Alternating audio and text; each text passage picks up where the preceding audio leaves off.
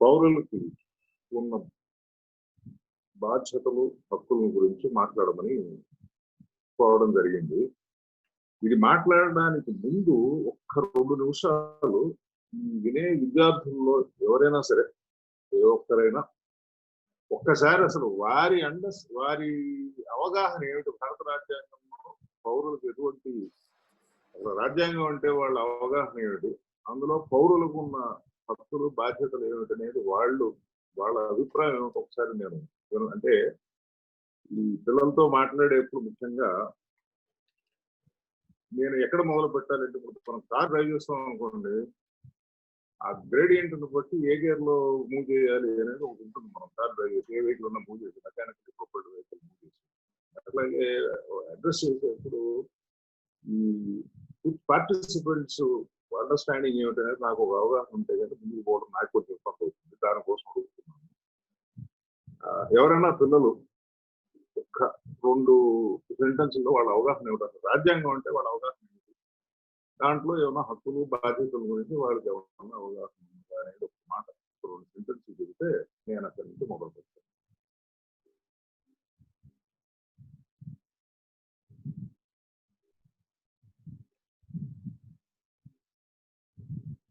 నేను unmute చేయాలనుకుంటాను. Sorry ఏమండి?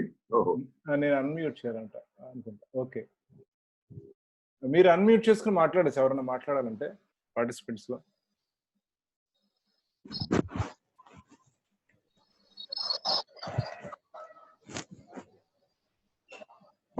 మీరుగా అన్మ్యూట్ చేసుకోవచ్చు పార్టిసిపెంట్స్.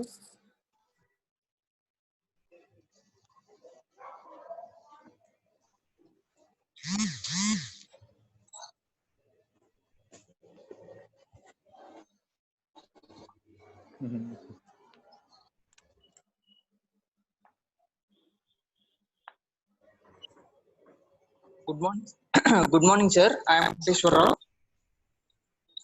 చెప్పండి సార్. నేను ICFA యూనివర్సిటీలో BBLLB లా చేస్తున్నాను సార్.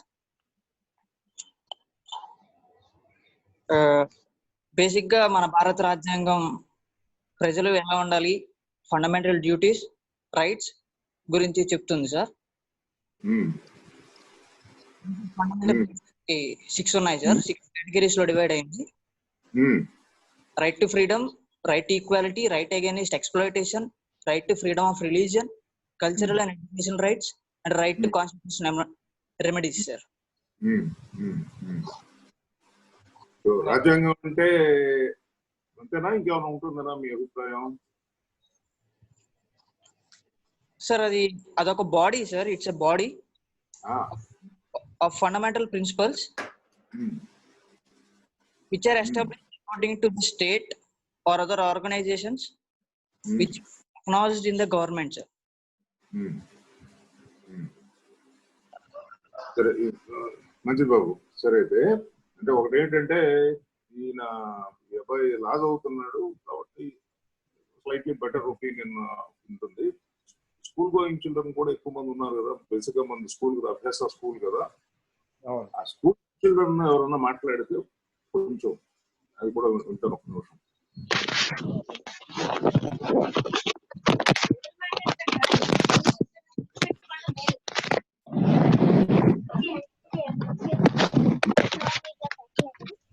మ్యూట్ చేయండి, ఎవరైతే మాట్లాడట్లేదో వాళ్ళు మ్యూట్ చేయండి.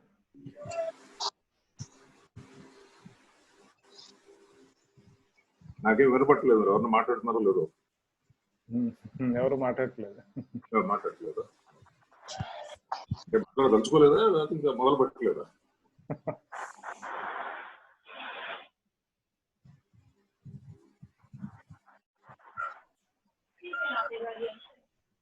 సందేశంలో ఉన్నారు పిల్లలు. సుప్రీంకోర్టు జడ్జితో మాట్లాడడానికి భయంగా ఉంది. సరే, వదిలేండి. నేను స్టార్ట్ చేస్తాను. Okay, thank you. ఒకసారి చలమేశ్వర గారు అందరినీ మ్యూట్ చేస్తాను, మీరు అన్మ్యూట్ చేసుకోండి.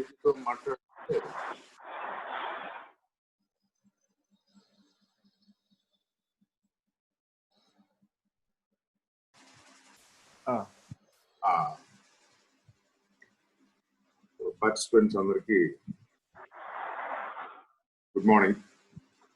గుడ్ మార్నింగ్ అండి. ముఖ్యంగా ఇవాళ మనం రోజు పొద్దున్న పేపర్ తెరిచి చూస్తే ఏదో ఫలానా విషయం రాజ్యాంగ విరుద్ధం, ఇది రాజ్యాంగబద్ధంగా లేదు, అన్కాన్స్టిట్యూషనల్, ఇటువంటి మాటలు చాలా వినిపిస్తూ ఉంటాయి మనకి.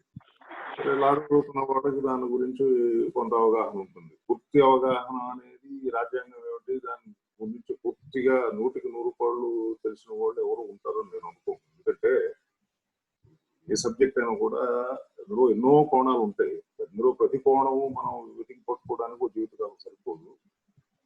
స్థూలంగా దీని స్వరూపం ఎట్లా ఉంటుంది అనేది తెలుసుకోవచ్చు. ప్రత్యేకంగా దాన్ని మనం స్టడీ చేసినట్టయితే కొంచెం ఎక్కువ పరిజ్ఞానం ఉంటుంది. ఈ ముఖ్యంగా విద్యార్థులకి అసలు రాజ్యాంగ స్వరూపం ఏమిటనేది ఒక 2 నిమిషాల్లో చెబుతాం. ఏ దేశమైనా సరే మనం చూసినట్లయితే ప్రపంచంలో ఇవాళ కానివ్వండి, గతంలో కానివ్వండి, ఏదో ఒక పాలనా వ్యవస్థ అనేది ఒకటి ఉంటుంది. మన మానవజాతి చరిత్ర చూసినట్లయితే చాలా కాలం గతంలో రాచరికం అనే ఒక వ్యవస్థ నడిచింది. ఎవరో రాజుగారు ఉంటాడు, ఆయన దేశాన్ని పాలిస్తాడు. ఆ దేశానికి కొన్ని సరిహద్దులు ఉంటాయి. ఆ సరిహద్దుల్లో ఉన్న ప్రజల మీద వారి అధికారం చెలాయిస్తారు. దానికి వారి ఆ రాజుగారి ఉద్దేశంలో ప్రజలకు ఏది మంచిదని వారు అనుకుంటే దానికి తగినటువంటి చట్టాలు, శాసనాలు చేయడం, వాటిని అమలు పరచడం అటువంటివి జరిగాయి. కాలక్రమేణా మానవ జాతి చరిత్రలో వచ్చిన మార్పుల్లో ఈ రాజరిక విధానం అనేది ప్రజలకంత ఉపయోగపడే విషయం కాదు అనే అభిప్రాయాలు బాగా బయటకు వచ్చినాయి. ముఖ్యంగా ఈ అభిప్రాయం యూరోప్ నుంచి ఎక్కువగా ప్రబలింది. ప్రజల చేత ఎన్నుకోబడ్డ ప్రభుత్వాలు ప్రజలకు ఎక్కువ మంచి చేస్తాయి. ఈ వంశపారంపర్యంగా వచ్చే ఈ రాచరికం వారికి అడ్డు అదుపు లేని అధికారం వస్తుంది. వారి మీద ఏ రకమైనటువంటి నియంత్రణ ఉండదు. వ్యక్తిగతంగా రాజులు ఎవరైనా ఈ వంశపారంపర్యమైన అధికారం సంపాదించుకున్న వాళ్ళు కొంత మంచి వాళ్ళు ఉంటే బాగానే నడుస్తుంది. కానీ బట్ ఎప్పుడు మంచివాడే రాజవుతాడనే గ్యారంటీ ఏమీ లేదు ఈ సృష్టిలో. కాబట్టి దీనికంటే ఏదైనా బెటర్ సిస్టమ్ కావాలి. బెటర్ సిస్టమ్ ఏంటంటే ప్రజలకు కొంత కూడా అల్టిమేట్ గా రాజ్యం అంటే ఏమిటి, ప్రజల కోసం నడిచే వ్యవస్థ, ప్రజలకు ఒక ఆర్డర్లీ సొసైటీ, ఒక క్రమమైనటువంటి సాంఘిక వ్యవస్థ, శాంతి భద్రతలు వగైరాలు పరిరక్షించడానికి తగిన వ్యవహారం, విదేశీ ఆక్రమణలు జరగకుండా రక్షించే వ్యవస్థ, ఇవన్నీ కాకుండా ఆధునిక కాలంలో గత 200 సంవత్సరాల నుంచి ప్రభుత్వం అంటే పూర్తిగా ఏదో ఆర్డర్ మెయింటైన్ చేయడమే కాదు, ప్రజల మంచి చెడులు, వాళ్ళకి కావాల్సిన సౌకర్యాలు, వాళ్ళకి కావలసినటువంటి ఇతరత్ర అవసరాలు తీర్చే ప్రభుత్వాలు కావాలి అనే ఒక రకమైన బాగా ప్రబలి ఈ ప్రజాస్వామిక వ్యవస్థ ఏర్పడింది. ప్రజాస్వామ్యం అంటే ప్రజాస్వామ్యం అనేదానికి గమితమైనటువంటి డెఫినేషన్. ఇదే ప్రజాస్వామ్యం రకరకాల ప్రజాస్వామ్యాలు ఉంటాయి. ప్రజల ప్రభుత్వము అనే దానికి అర్థం ఏమిటంటే మనం చాలా పెద్ద డీప్ ఎగ్జామిన్ చేయాల్సిన విషయం. దాని గురించి మనం గుర్తు వాళ్ళు ఉన్న పరిస్థితుల్లో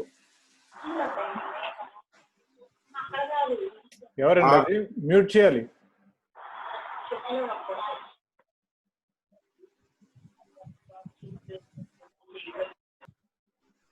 గత ఒక 300 సంవత్సరాల చరిత్ర, ఈ దేశం చరిత్ర మనం ఒకసారి చూస్తే 1947 వరకు మన దేశం ఆంగ్లేయుల పరిపాలనలో ఉన్నది. ఎందరో జాతీయ నాయకులు, శాంతి కాముకులు, స్వేచ్ఛ కాముకులు మన స్వాతంత్రం కావాలని రకరకాలైన ఉద్యమాలు నడిపి చివరికి ఈ దేశానికి బ్రిటిష్ వారి పరిపాలన నుంచి విముక్తి సంపాదించినప్పుడు రాబోయే రోజుల్లో మరి వాళ్ళని పోలీసం వాళ్ళు అక్కర్లేదు మనకి, మనం ఎట్లా బతకాలి, మనం ఎట్లా నడుచుకోవాలి, మన రాజ్యం ఎలా నడవాలి అనే దానికి మనకు ఒక అవగాహన ఉండాలి కదా. దానికోసం ఈ రాజ్యాంగం అనే ఈ పత్రాన్ని తయారు చేశారు. మన ఒక దేశంలో కాదు, చాలా దేశాల్లో ఉంటుంది, అమెరికాలో ఉంటుంది, ఆస్ట్రేలియాలో ఉంటుంది, కెనడాలో ఉంటుంది. రాజ్యాంగం అనేది ఆ దేశాల అవసరాలను బట్టి, ఆ ప్రజల యొక్క అవగాహనను బట్టి ఈ రాజ్యాంగం అనే ఒక పత్రం, అది చాలా మౌలికమైన పత్రం, డాక్యుమెంట్. అది రాజ్య వ్యవస్థ ఎలా నడవాలి అనేది అందులో చాలా చర్చించిన తర్వాత కాన్స్టిట్యూంట్ అసెంబ్లీ అనేది ఒకటి ఉండేది. ఆ కాన్స్టిట్యూంట్ అసెంబ్లీలో డిబేట్ చేసి మనకు ఎటువంటి వ్యవస్థ కావాలి, మనకి మనం చూసినట్లయితే రాజ్యాంగాన్ని గురించి మనకేమీ తెలిసినా తెలియకపోయినా, అంటే ఇంకా వరకు చదువుకున్న విద్యార్థులు ఉంటే కూడా మామూలుగా మనందరికీ తెలుసు, వాళ్ళు ఢిల్లీలో గవర్నమెంట్ ఉంటుంది, మనకి స్టేట్ లెవెల్లో గవర్నమెంట్ ఉంది, ఢిల్లీలో మనకు ప్రధానమంత్రి గారు ఉంటారు, రాష్ట్రంలో మనకు ముఖ్యమంత్రి గారు ఉంటారు, ఢిల్లీలో రాష్ట్రపతి గారు, మనకి రాష్ట్రంలో ఒక గవర్నర్ ఉంటారు. ఇటువంటి విషయాలు మనకు తెలుసు. ఇవన్నీ ఎక్కడి నుంచి వచ్చినాయి?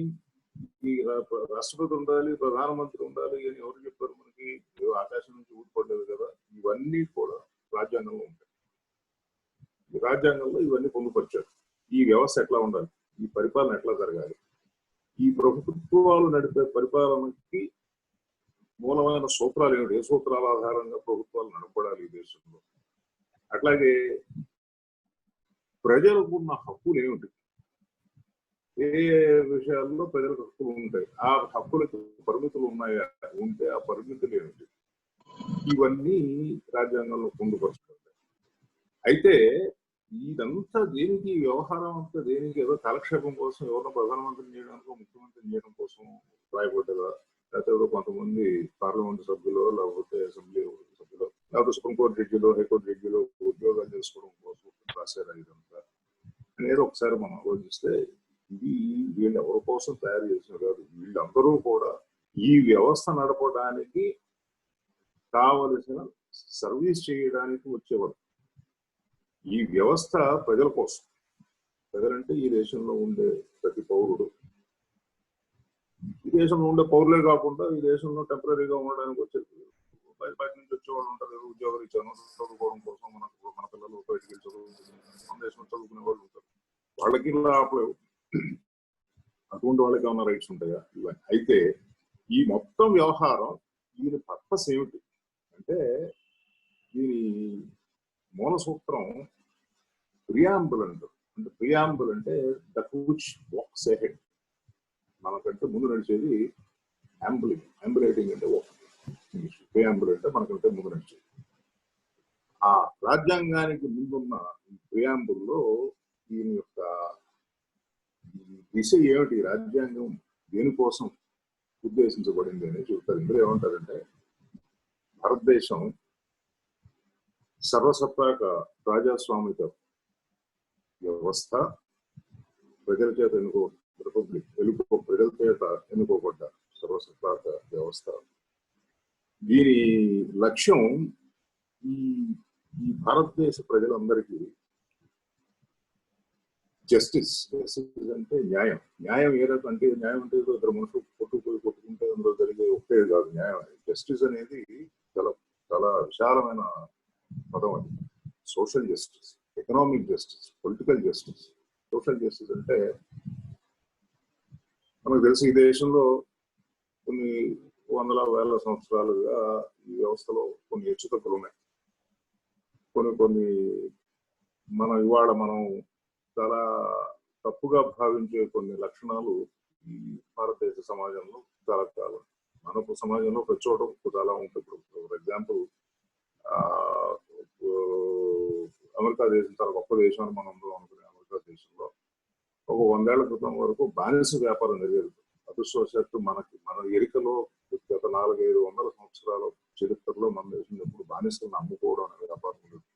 ఇప్పుడు పాత రోజుల్లో ఎప్పుడు పిల్లలు ఎవరన్నా వాళ్ళ రేపు హరిశ్చంద్ర నాటకం సినిమానో కథ చదువుకుంటే హరిశ్చంద్రుడు పెళ్ళాం పిల్లలు నమ్ముకుంటారు.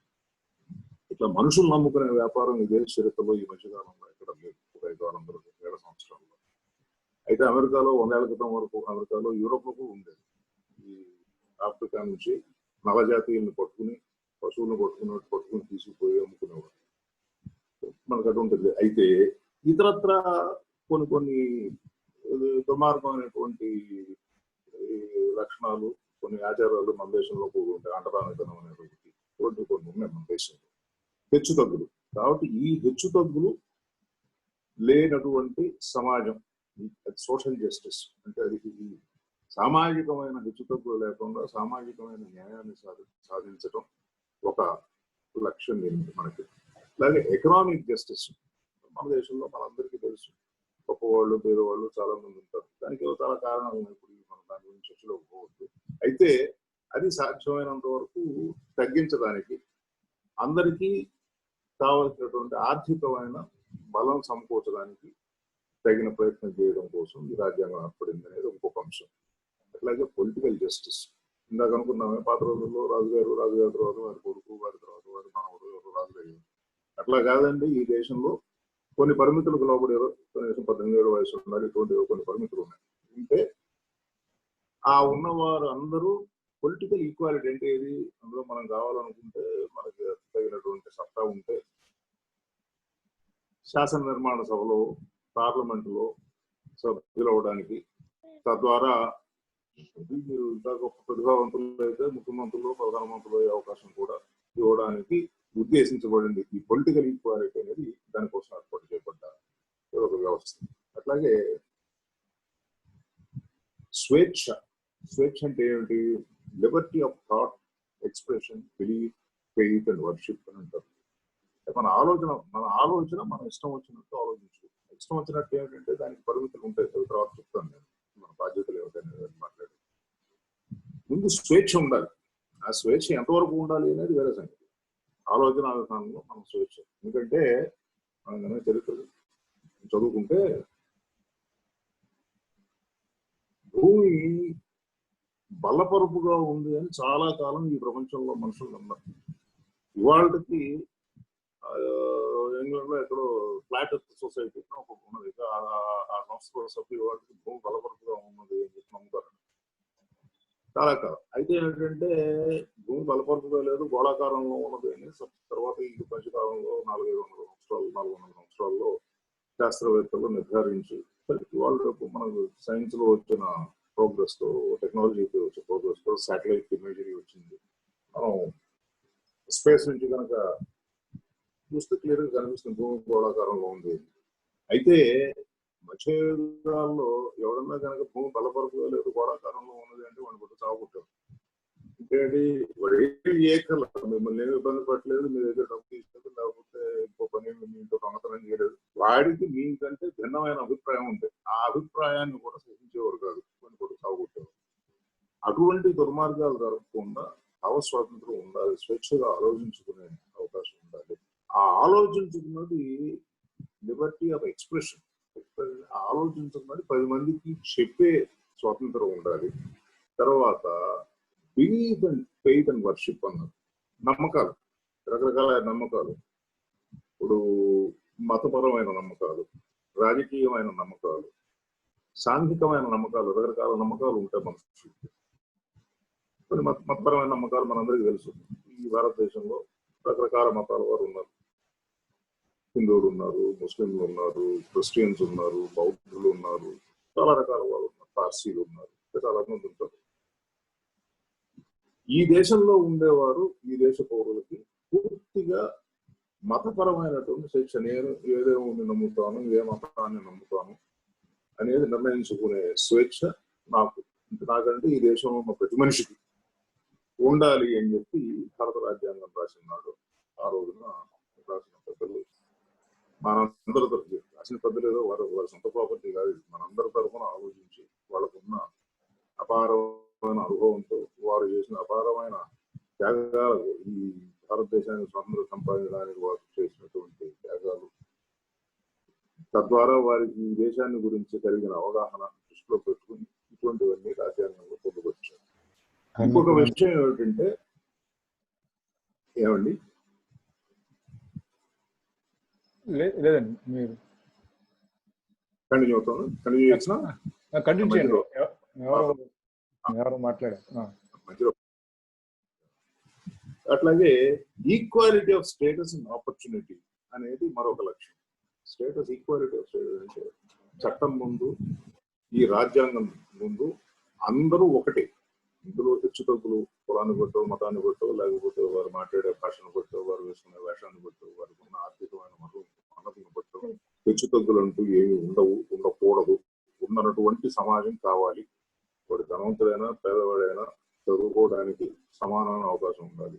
అట్లాగే ఉద్యోగం చేసుకోవడానికి సమానమైన అవకాశం. ఇద్దరికి అతను ఆమె ఎవరైనా కానీ విద్యార్థి పిల్లలు లేకపోతే ఉద్యోగం కోసం ఉండేవారు స్త్రీ పురుషులు ఎవరైనా కానీ ఉంటే వారి వారి సామర్థ్యాన్ని బట్టి వారికి అవకాశం తప్పితే ఇతరత్ర వారి దగ్గర వారు మంచి బట్టలు వేసుకున్నారు లేకపోతే ఎవరికి డబ్బులు ఉన్నాయి, వారి తల్లిదండ్రులు డబ్బులు ఉన్నాయని ఇటువంటి కారణాల చేత ఎవరికి అవకాశాలు రిజెక్ట్ చేయడానికి వీళ్ళు లేనటువంటి సమాజం, అందరికి ఈక్వల్ ఆపర్చునిటీస్ ప్రొవైడ్ చేసే సమాజం సాధించడం ఒక లక్ష్యం ఈ రాజ్యాంగంలో. వీటన్నిటికీ కాకుండా ఫైనల్ గా ఏంటంటే ఇవన్నీ సాధించి సౌభ్రాతృత్వం అంటే భారతీయులంతా ఒకటే, ఈ దేశంలో ఉండే వారందరూ ఒకటే, మన సోదరులే మన సోదరిమణులే అనే భావం పెంపొందించడానికి, at the same time protecting the dignity, ఆ వ్యక్తుల యొక్క ఆ డిగ్నిటీని అంటే ఆత్మగౌరవాన్ని పెంపొందించి పరిరక్షించే వ్యవస్థ నిర్మాణం చేయడం ఈ భారత రాజ్యాంగం యొక్క ముఖ్యమైన లక్షణం అని చెప్పి క్యాంపులు. ఇందులో భాగంగా కొన్ని సూత్రాలు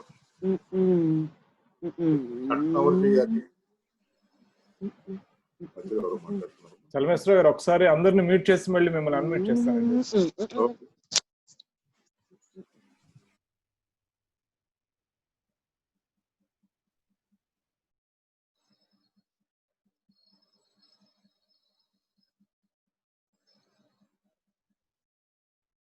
చలమేశ్వర గారు మీరు అన్మ్యూట్ చేస్తారు. కంటిన్యూ చేయండి. ఎవరో మధ్యలో డిస్టర్బ్ చేస్తారు, చిన్నపిల్లలు వచ్చారు. అయితే ఇటువంటి ఒక సంఘం ఒక రాజ్యం నడవాలంటే కొన్ని లక్షల కోట్ల మంది ప్రజలు ఉండే మన దేశంతో మంచుకో చెడుకో ఈ దేశంలో 130 కోట్ల మంది ప్రజలు ఉన్నారు. దానివల్ల కొన్ని లాభాలు ఉన్నాయి, కొన్ని నష్టాలు ఉన్నాయి, వేరే విషయం. దాని వరకు ఇప్పుడు మనకు ఈ 130 కోట్ల మంది ప్రజలు రాజ్యాంగం రాజకీయాన్ని అడిగేదో 35 కోట్ల అంతమంది ఉన్నారు. అప్పుడు కూడా అది పెద్ద సంఖ్య. ఇటువంటి ప్రజలు అందరూ ఒక రకంగా ఉండరు, అందరూ ఒక రకంగా ఒక డిసిప్లిన్డ్ సొసైటీ, ఒక శాంతియుతమైన సొసైటీ కావాలంటే కొంత పాలనా వ్యవస్థ, కొన్ని చట్టాల నిర్మాణం అవసరం ఉంటుంది. ఆ చట్టాలు ఎవరు చేయాలి అనే దానికోసం కొన్ని భాగాలు ఉన్నాయి రాజ్యాంగంలో. పార్లమెంట్ ఒకటి ఉంటుంది. కొన్ని విషయాలకు సంబంధించి పార్లమెంటుకు మాత్రమే చట్టాలు చేసే అధికారం ఉంటుంది. కొన్ని విషయాలకి సంబంధించిన స్టేట్ లెజిస్లేచర్ కూడా చట్టాలు చేసే అధికారం ఉంటుంది. అట్లాగే దీనికి అనుబంధమైన అంగాలు ఎలక్షన్లు జరుగుతాయి. చట్టసభ అనేప్పటికీ న్యాచురల్ గా పర్మనెంట్ గా ఉండరు ఎవరు అక్కడ. రాజ్యాంగం ప్రకారం ఎందుకంటే పర్మనెంట్ గా ఎవరన్నా ఒక అధికారులను కూర్చోవడం మంచిది కాదు మానవ జాతికి అనేది ఒక గొప్ప నమ్మకం, చాలా నిజం కూడా. పూర్తిగా నేను కూడా నమ్ముతాను. ఎవరన్నా ఒక మనిషి చేతిలో అధికారం శాశ్వతంగా పెడితే ఆ తర్వాత మనిషి ఏం చేసినా ఎవరు చేయడానికి అవకాశం ఉండదు. కాబట్టి పీరియాడిక్ గా ఎలక్షన్ అనేది ప్రజాస్వామ్య మూలపత్రాలలో ఒకటి. పీరియాడిక్ అంటే 4 ఏళ్ళు 5 ఏళ్ళు అనేది ఆ సంఘాలు ఇప్పుడు అమెరికన్ ప్రెసిడెంట్ 4 ఏళ్ళకి ఒకసారి ఎలక్షన్ జరుగుతుంది. మన దేశంలో పార్లమెంట్కి అసెంబ్లీకి 5 ఏళ్ళకి ఒకసారి ఎలక్షన్. అది మనం నిర్ణయించుకోవచ్చు. 4 ఏళ్ళు 5 ఏళ్ళు 6 ఏళ్ళు అనేది వేరే విషయం. అయితే పీరియాడిక్ గా ఎలక్షన్ జరగడం అనేది ప్రజాస్వామ్యంలో ఒక మూల సూత్రం. ఆ ఎలక్షన్లు ఎవరు కండక్ట్ చేయాలి, దానికి కావాల్సిన వ్యవస్థ ఏమిటి, ఇటువంటి విషయాలన్నీ రాజ్యాంగంలో పొందుపరిచింది. ఇక కాకపోతే ఇది కాకుండా ప్రత్యేకంగా ఈ రాజ్యాంగంలో కొన్ని ప్రొవిజన్స్ ఉన్నాయండి. ఫండమెంటల్ రైట్స్ అని చెప్పి ఒక చాప్టర్ ఉంది. ఈ ఫండమెంటల్ రైట్స్ అనేవి ఇందాక ఎవరు మాట్లాడుతూ అలా అడుగుతున్నాను ఆయన చెప్పాడు. ఇది ఫండమెంటల్ రైట్స్ ఉంటాయి, personal liberties, freedom of religion వగేరా వగేరా ఏమిటంటే మనిషికి కొన్ని సహజమైన హక్కులు ఉంటాయి.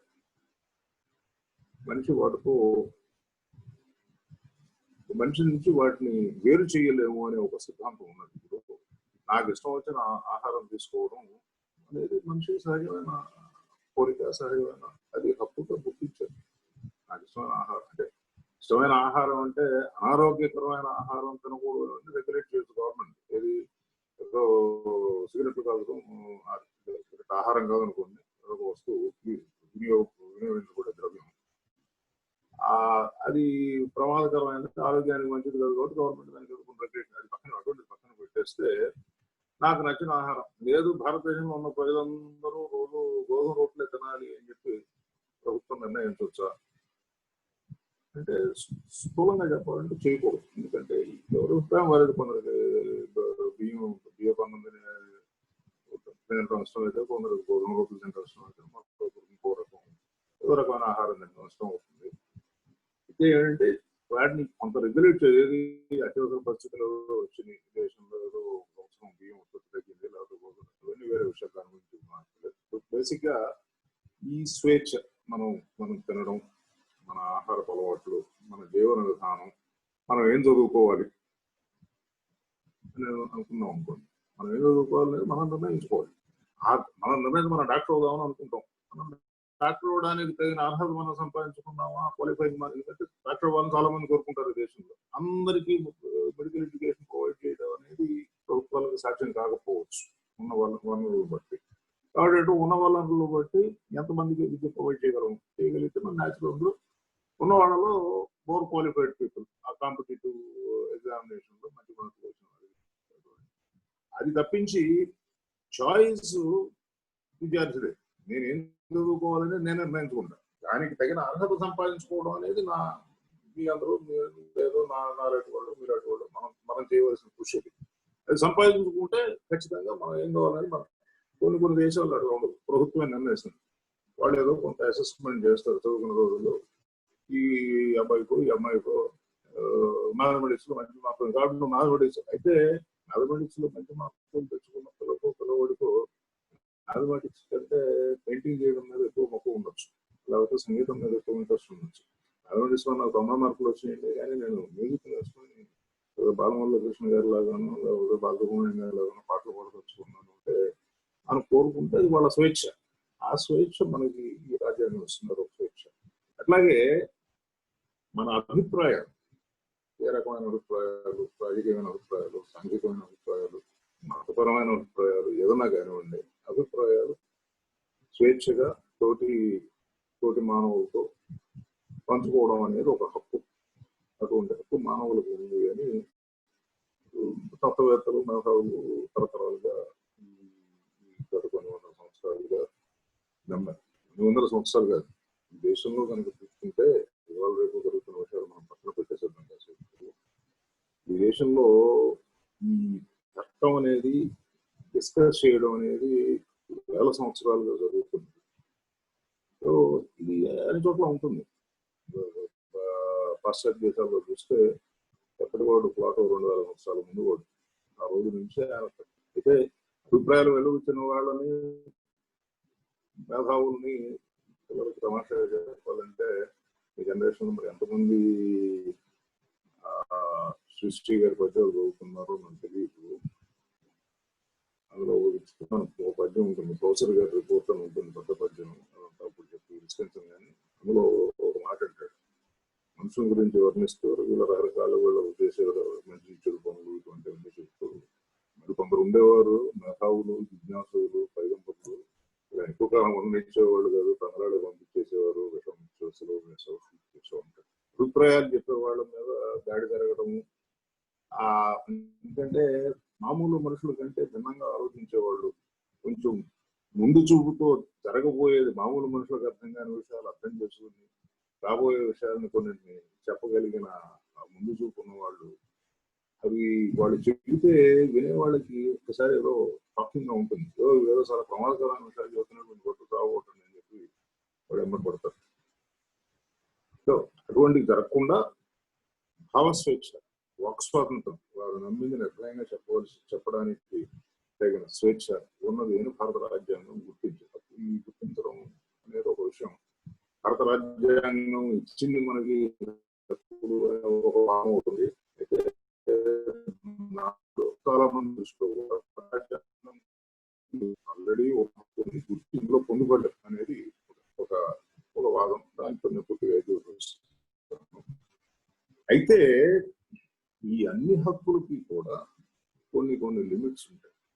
నా ఇష్టం వచ్చినట్టు నేను ఉంటాను అని అంటే రైట్, మీ ఇష్టం వచ్చినట్టు మీరు అయితే ఈ భారతదేశంలో ఉన్న 130 కోట్ల మందికి ఆ హక్కు ఉంటుంది. నా ఇష్టం వచ్చినట్టు నేను ఉంటాను, నా ఇష్టం వచ్చినట్టు నేను ఆలోచిస్తాను, నా ఇష్టం వచ్చినట్టు నేను ప్రవర్తిస్తాను అనే హక్కు 130 కోట్లు ఇస్తుంది. కాబట్టి ఎవరికి వారే అందరూ నా ఇష్టం వచ్చినట్టు నేను ఉంటానంటే సింపుల్ గా ఒక ఎగ్జాంపుల్ చెప్తాను. నేను బజార్లో కర్ర ఇలా చెప్తానని చెప్పి అనుకుంటున్నాను నేను, నాకు అట్లా వెళ్తే బాగుంటుంది అభిప్రాయం. అయితే ఆ హక్కుకి మీకు హక్కు ఉన్నది. అయితే ఆ హక్కుకు లిమిట్ ఉంది. మీ కర్ర పక్కవాడికి తగలనంత వరకు మాత్రమే ఆ హక్కు. ఏ నిమిషమైనా మీ కర్ర పక్కవాడికి తిప్పే కర్ర పక్కవాడికి తగిలితే వాడి హక్కు భంగం. ఎందుకంటే వాడి శరీరం దెబ్బలు రక్షించుకునే హక్కు వాడికి ఉన్నది పక్కవాడికి. కాబట్టి అక్కడ మీ హక్కుకు హద్దుది. ఇతరులకు ఇబ్బంది లేనంత వరకు మీ స్వేచ్ఛ, మీ స్వాతంత్రము, మీ అభిప్రాయాలు, మీ భావాలు, మీ అలవాట్లు మీరు నడుపుకోవచ్చు. ఈ ఇతరులకు సంఘంలో ఇతరులకు ఇబ్బంది లేనటువంటి ఇబ్బంది అంటే మళ్ళీ అక్కడ చిన్న ఇది అంటే ఒక అభిప్రాయం ఉన్నది. ఇప్పుడు ఎగ్జాంపుల్ మామిడికాయలు నాకు చాలా ఇష్టం ఉంది. కొంత మామిడికాయలు తిన్నవాళ్ళు నాకు కొంతమంది తెలుసు, కొంతమంది స్నేహితులు నాకు తెలిసి వాడు ఎందుకో ఏ కారణం చేసిన వాళ్ళకి మామిడికాయ ఇష్టం లేదు, వాళ్ళు తినరు. మామిడికాయలు చాలా బాగుంటాయని నేను చెబుతున్నాను. ఆ తినని వాళ్ళకి మామిడికాయలు బాగా నచ్చవు, అది బాగుంటాయని వాళ్ళ అభిప్రాయం కాదు, బాగోవని వాళ్ళ అభిప్రాయం. కాబట్టి నా అభిప్రాయం విరుద్ధంగా తినొద్దని నేను తినమని నేనేం బలవంతం చేయనంత వరకు నా అభిప్రాయం నేను చెప్పు మామిడికాయలు బాగుంటాయండి తినని చెప్పి చెప్పచ్చు. మీకు ఉదాహరణ చెప్తాను, సింపుల్ ఉదాహరణ. ఇతరులకు ఇబ్బంది కలిగించినంత వరకు వాళ్ళ అభిప్రాయానికి భిన్నమైనప్పుడు కూడా మనం అభిప్రాయం చెప్పుకోవడానికి ఏ రకమైన ఆటంకం ఉండకూడదు అనేది రాజ్యాంగ సిద్ధం. ఇతరులకు ఇబ్బంది కలిగించే పరిస్థితి ఏదైనా వస్తే అటువంటి యాక్టివిటీని చట్టసభలు రిస్ట్రిక్ట్ చేయొచ్చు. ఇంతకు మించి నువ్వు నీ స్వేచ్ఛను వాడడానికి వీల్లేదు. రీజనబుల్ రెస్ట్రిక్షన్స్ స్వేచ్ఛ. ఇప్పుడు పిల్లలు ముఖ్యంగా పౌరులు మేమంతా దాదాపు నిష్క్రమణ మార్గంలో ఉన్నవాళ్ళం. ఈ దేశం మీ చేతిలో ఉంటుంది భవిష్యత్తు. ఒకటి ఏమిటంటే చాలా సింపుల్ గా చెప్పాలంటే బాబు అమ్మాయిలు అందరం సుఖంగా బతకాలని కోరుకుంటాం. సుఖంగా బతకడం అంటే ఏంటి? మనం అందంగా చేసాం, మనకు కావాల్సిన టాలెంట్కోవడం, మనకు కావాల్సిన డ్రెస్ చేసుకోవడం, మనకు కావాల్సిన భోజనం చేయడం, మనకు కావాల్సిన స్నేహితులతో సరదాగా గడపడం, ఇవన్నీ బాగా మన సౌకర్యంలో భాగం. అయితే కొంత డిసిప్లిన్ లేకుండా ఏ సంఘము కూడా శాంతియుతంగా ఉండదు. ఎవరికి వారే వారి పూర్తి స్వేచ్ఛను అనుభవించి వారి ఇష్టం వచ్చినట్టు వారు బతకగలుగుతారు. ఎగ్జాంపుల్, ఇప్పుడు ఎక్కువ మంది పార్టిసిపెంట్స్ విజయవాడ ప్రాంతం వారని అనుకుంటాను, ఎందుకంటే స్కూల్ విజయవాడలో ఉంది కాబట్టి. నేను ఆ ప్రాంతం దగ్గర ఊరు మాది. విజయవాడ ఊళ్ళో అన్ని ఊళ్ళో జరుగుతుంది, మన విజయవాడలోనే జరుగుతుంది ప్రమాదం జరుగుతుంది, మనకి తెలిసింది కాబట్టి చెప్తుంది. బజార్లోకి వెళ్ళాం అనుకోండి, ట్రాఫిక్ చూడండి ఎంత అస్తవ్యస్తంగా ఉంటుంది. మనకి మీకు ఒక చిన్న చెప్తా, మోటార్ సైకిల్ మీద ఒక్క మనిషి కానీ ఇద్దరు కానీ వెళ్ళటం నేను ఈ మధ్యకాలంలో ఎప్పుడు చూడలేదు. కనీసం ముగ్గురు ఉంటారు, కనీసం ముగ్గురు, కొండకతో 4-5 వెళ్తున్న పరిస్థితి కూడా నేను చూసాను మోటార్ సైకిల్ మీద. చట్ట ప్రకారం ఇది తప్పు.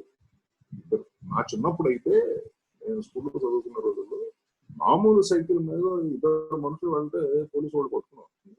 Double riding permitted. తర్వాత కూడా లా అమెండ్ చేసి సైకిల్ మీద పర్మిట్ చేశారు. మా చిన్నప్పుడు సైకిల్ మీద రెండో మనిషిని ఎక్కిసి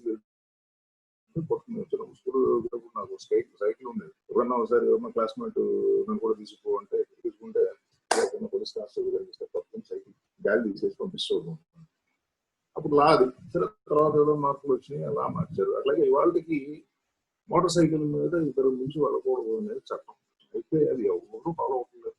నేను చెప్పాను కదా, చూస్తాను రోడ్డు మీద వెళ్ళినప్పుడు చూస్తాను, ఇద్దరు లేకపోతే ఒక్కడే కూర్చుని మోటార్ సైకిల్ మీద వెళ్ళే మోటార్ సైకిల్ ఏదైనా కనిపిస్తున్నాను చూస్తాను. అంటే ఈ మధ్య నాకు కనిపిస్తుంది. ఇది ఎందుకు అంటే ఇబ్బందులు ఉన్నాయి. ఏది అందరికీ మోటార్ సైకిల్ లేవు, అందరూ సుఖంగా వెళ్ళాలని అనుకుంటున్నాను, బాగానే ఉన్నది. బట్ అయితే ఈ చట్టం ఎందుకు చేశారు? మన మంచి కోసం చేశారు. ఎందుకంటే మోటార్ సైకిల్ కంట్రోల్ చేయడానికి ఇద్దరు మనుషులు దాని ముగ్గురు మనుషులు ఆ డిజైన్ లో కొన్ని ఇబ్బందులు ఉంటాయి. అది అడుగుతుంటే ముగ్గురికి ప్రమాదం జరుగుతుంది. అలాగే హెల్మెట్ పెట్టుకోమని అంటున్నారు. ఎందుకు అంటే కింద పడితే హెడ్ ఇంజరీస్ అవ్వకుండా. ఇవన్నీ మన మంచి కోసం చేయకపోతే ఇవి పాటించడం, చట్టాన్ని గౌరవించడం అనేది మన బాధ్యతలో, మన హక్కులెట్లో ఉన్నాయో అట్లాగే మన చేత ఎన్నుకోబడ్డ ప్రతినిధులు చేసిన చట్టం గౌరవించి దాన్ని పాటించడం అనేది ఒక ముఖ్యమైనది. అయితే లార్జర్ ప్రిన్సిపల్ ఒకటి ఉంటుంది. అది ఇవాళ ఈ స్కూల్ లెవెల్లో మీకు తెలుసుకోవాల్సిందే, తెలుసుకోవడంలో తప్పు లేదు. కొన్ని సందర్భాల్లో చట్టాలు అన్రీజనబుల్ గా ఉంటాయి. అటువంటి అన్రీజనబుల్ చట్టాలు ప్రభుత్వాలు చేసినప్పుడు చెయ్యకుండా ఈ రాజ్యాంగంలో ఈ హక్కులు మన పొందుపరిచారు. ఈ ఫండమెంటల్ రైట్ ఏదన్నా చట్టం మన ఫండమెంటల్ రైట్ కి విరుద్ధంగా ఉన్నది అని మనం అనుకుంటే, ఈ చట్టం అన్రీజనబుల్ గా ఉన్నది, ఇది అఫెండింగ్ మై ఫండమెంటల్ రైట్, నా ప్రాథమిక హక్కుల్ని భంగం కలిగించే రకంగా ఉన్నది కాబట్టి ఈ చట్టాన్ని చెల్లదు అని డిక్లరేషన్ అని చెప్పి కోర్టుకుపోవచ్చు. లేదు అంటే నెక్స్ట్ ఎలక్షన్ లో మనకు నచ్చిన వారికి ఓట్లు వేసినా ఈ చట్టం బాగాలేదంటే నాకు ఈ చట్టం తీసేయండి, మీకు ఓట్లు వేస్తున్నాం అని చెప్పి వారికి చెప్పేవాడు. వాడు మనం చెప్పింది ఫాలో అయ్యి ఆ చట్టం మారిస్తే మార్చుకోవచ్చు. రాజ్యాంగబద్ధమైనటువంటి అవకాశాలు ఉన్నాయి చట్టాలు మార్చడానికి. బట్ అయితే ప్రాథమికంగా ఏమిటంటే చట్టం అనేది మన చేత ఎన్నుకోబడ్డ ప్రతినిధుల చేత చేయబడ్డ విషయం కాబట్టి సహజంగా దానికి కొంత గౌరవం ఉంటుంది. ఏది అది పాటించవలసిన అవసరం. కొన్ని సందర్భాల్లో చెప్పాను కదా, అన్రీజనబుల్ చట్టాలు ఉంటాయి, కోర్టులు ముందు బాధ్యతల గురించి హక్కులు బాధ్యతల గురించి మాట్లాడుతున్నాం కాబట్టి చట్టాన్ని గౌరవించడం, చట్టంలో చెప్పబడ్డ నిబంధనల్ని పాటించడం అనేది పౌరుల ప్రాథమిక బాధ్యత. ఇప్పుడు ఈ గత 3 నెలలుగా ప్రపంచం అంతా ఒక సంక్షోభాన్ని చూస్తుంది, మనం చూస్తున్నాం. ఈ కోవిడ్ అనేది వచ్చింది. సరే, దీని స్వరూపం ఏమిటనేది ఇవాళకి పూర్తిగా అర్థమైన వారు ఎవరు లేరు, ఎవరికి తెలియదు. అందరికీ అంతో ఇంతో తెలుసు. కంట్రోల్ పడుతున్నది ఏమిటి? ఇప్పుడు మీ తరం వారికి, మతం వారికి కూడా అంత బాగా తెలియదు. ఒక 70, 80, 90 ఏళ్ళు ముందుకు వెళ్తే పెన్సిలిన్ ప్రచారంలోకి రాకముందు ట్యూబర్క్యులోసిస్ అనే వ్యాధి చాలా ప్రబలెంట్ గా ఉండేది. ఈ దేశంలో కూడా చాలా ఎక్కువ ఉండేది. లక్షల మంది ప్రజలు ట్యూబర్క్యులోసిస్ వ్యాధి బారిన పడి పోయారు. దానికి రెమెడీ శాస్త్రవేత్తలు కనుక్కునేంత వరకు ఈ గందరగోళం జరుగుతుంది. అట్లాగే ఈ కోవిడ్ అనే దానికి కూడా ఏమిటి, దీని స్వరూపం ఏమిటి, దీనికి రెమెడీ ఏమిటి అనేది ఇంకేదో పరిశోధన జరుగుతుంది. ఈ లోపల ఏమిటంటే ఏదో తెలిసినంత వరకు దాన్ని అరికట్టే ప్రయత్నం, ఏదో కొంతవరకు ఏంటో దూరంగా ఉంటే అందుకోదు అని చెప్పి ఏదో చెప్పారు, శాస్త్రవేత్తలు చెప్పారు, దూరంగా ఉండండి అన్నారు. కాదండి, నాకు స్వాతంత్రం ఉంది, నేను రోడ్డు మీద తిరుగుతాను అంటే అది మనకు ఒకరికే ప్రమాదం కాకుండా మన వల్ల ఇతరులకు కూడా ప్రమాదం వచ్చే పరిస్థితి ఉంటుంది. కాబట్టి ఏదో ప్రభుత్వం చెప్పేది కరెక్టా, దీనివల్ల జరుగుతుందా జరగదా, చర్చలు ఎన్నన్నా జరగవచ్చు. ఇటువంటి పరిస్థితిలో కొంత ఆ ప్రాథమికమైనటువంటి వెయిట్ ప్రభుత్వం, మనం ఎన్నుకున్న ప్రభుత్వాలు కాబట్టి వాళ్ళు మనకు మంచి కోసమే చేస్తున్నారు అని చెప్పి అనుకోవడం అది ఒక బాధ్యత. కాదు అంటే మనకంత పర్ఫెక్ట్ గా తెలిస్తే, లేదు దీనివల్ల ఏం ఉపయోగం లేదు అని సైంటిఫిక్ గా మనకు కానీ ఎక్స్ప్లెనేషన్ తెలిస్తే చెప్పచ్చు, మీ అభిప్రాయం తప్పు, దీనివల్ల ఏం జరగదు, దీనివల్ల నష్టం వస్తుంది అని చెప్పి చెప్పగలిగే సైంటిఫిక్ ప్రూఫ్ మన దగ్గర ఉంటే చెప్పి ప్రభుత్వాలను ఉపయోగించవచ్చు. వాళ్ళు వెనకపోతే కొట్టుకోవడం అటువంటి చేయవచ్చు. ఇది పని అంటే ఇమీడియట్ కరెంట్ ప్రాబ్లం కాబట్టి ఏదన్నా చట్టం అనేది ఒకటి ఉంటే, లేదా చట్టపరమైనటువంటి చర్య ఏదన్నా ఉంటే దాన్ని బాధ్యతగా అమలు చేయడం అనేది పౌరుల విధుల్లో ఒకటి. అట్లాగే ఏవో కొన్ని విధులు ఈ రాజ్యాంగంలో పొందుపరిచారు.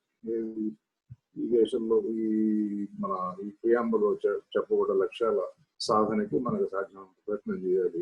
ఈ దేశపు సాంస్కృతిక లక్షణాలని పరిరక్షించాలి.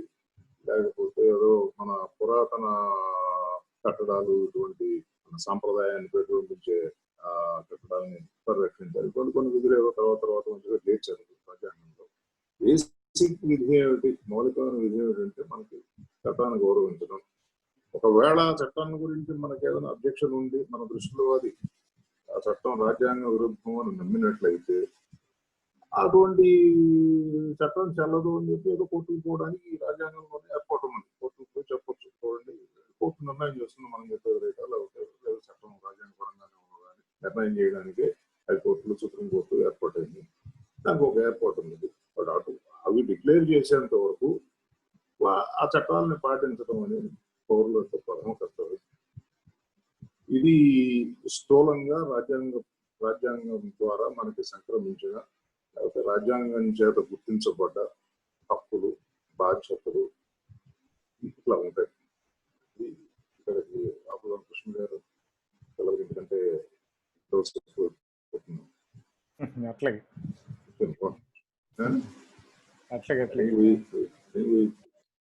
ఆల్మోస్ట్ 50 minutes అయినట్టుంది కదా, మొదలు పెట్టా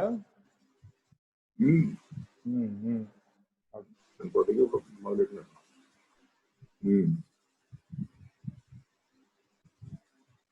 పిల్లలకి అన్మ్యూట్ చేసుకోవడం ఎవరన్నా ఏమండి, పిల్లలు మీకు మీరు అన్మ్యూట్ చేసుకుని మాట్లాడచ్చు, మాట్లాడి మళ్ళీ మ్యూట్ చేసుకోండి. ఏదైనా అడగాలంటే, మీకు ఏమైనా డౌట్స్ ఉన్నా, ఏదో ప్రశ్న వేయాలన్నా మిగిలిన వాళ్ళు మ్యూట్ లోనే ఉంచండి. హలో సార్, చెప్పండి. ఆర్డినెన్స్ అంటే ఏమిటి? దానిని సెంట్రల్ గవర్నమెంటే చేస్తుందా, స్టేట్ గవర్నమెంట్స్ కూడా చేయవచ్చా? ఆర్డినెన్స్ అంటే మామూలుగా శాసనం అనేది శాసనసభ చేయాలి. భారత రాజ్యాంగంలో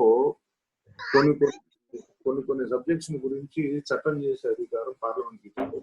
అంటే ఇప్పుడు ఫైనాన్షియల్ సిస్టమ్, డబ్బు ఎవరు ప్రింట్ చేయాలి, ఎంత ప్రింట్ చేయాలి, ఇది నిర్ణయం చేసే అధికారం పార్లమెంటు ద్వారా చట్టం ద్వారా ఏర్పాటైన రిజర్వ్ బ్యాంకు వాళ్ళ చేతిలో ఉంటుంది. ఏ రాష్ట్రానికి ఆ రాష్ట్రం చేసుకుంటాం అంటే ఒక ఎగ్జాంపుల్ మాత్రం చూస్తున్నాం.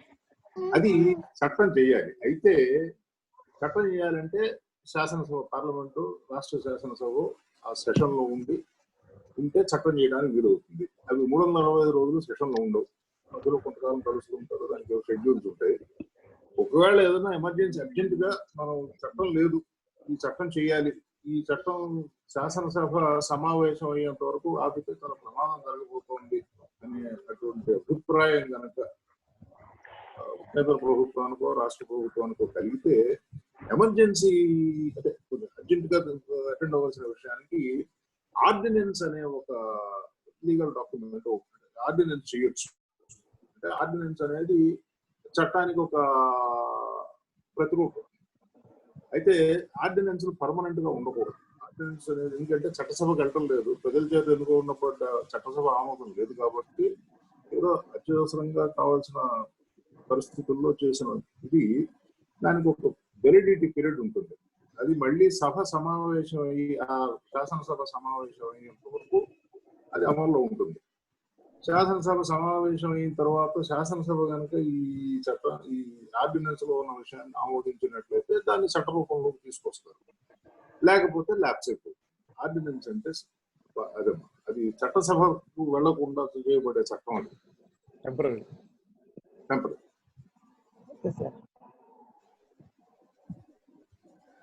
అది ఇద్దరు పార్లమెంట్ కి, కేంద్ర ప్రభుత్వానికి, రాష్ట్ర ప్రభుత్వానికి ఇద్దరికి అధికారం ఉంటుంది. అయితే ఏ విషయాల మీద ఎవరు ఆర్డినెన్స్ చేయొచ్చని చెప్పాను కదా. కొన్ని సబ్జెక్ట్స్ పార్లమెంట్ కి, కొన్ని సబ్జెక్ట్స్ స్టేట్ లెజిస్లేచర్ కి ఇచ్చారు. ఇప్పుడు డిఫెన్స్ అనేది ఉన్నది, దేశ భద్రత, అది పూర్తిగా పార్లమెంట్ సంబంధించి దాని నుంచి స్టేట్ గవర్నమెంట్ లేదు, స్టేట్ అసెంబ్లీకి ఏమి సంబంధం లేదు, వాళ్ళు మాట్లాడడానికి వీళ్ళు. ఇట్లా విభజన ఉన్నది. 7వ షెడ్యూల్ అని ఉంటుంది రాజ్యాంగంలో. ఆ షెడ్యూల్లో లిస్టులు ఉంటాయి. పార్లమెంట్ ఏ విషయాల్లో చట్టం చేయొచ్చు, స్టేట్ లెజిస్లేచర్ ఏ విషయాల్లో చట్టం చేయొచ్చు అనేది ఒక లిస్ట్ ఉంటుంది. ఆ లిస్టుకు సంబంధించిన విషయాల గురించి స్టేట్ సంబంధించిన విషయం అనుకోండి, చట్టం చేసేది చట్టం స్టేట్ కి సంబంధించిన విషయం అయితే ఆ విషయానికి సంబంధించి స్టేట్ గవర్నర్ కి ఆర్డినెన్స్ ఇష్యూ చేసే అధికారం ఉంటుంది. గవర్నర్ అంటే వన్స్ అగైన్ క్యాబినెట్ రికమెండేషన్ చేస్తారు, ప్రెసిడెంట్ కేంద్ర క్యాబినెట్ రికమెండేషన్ చేస్తారు.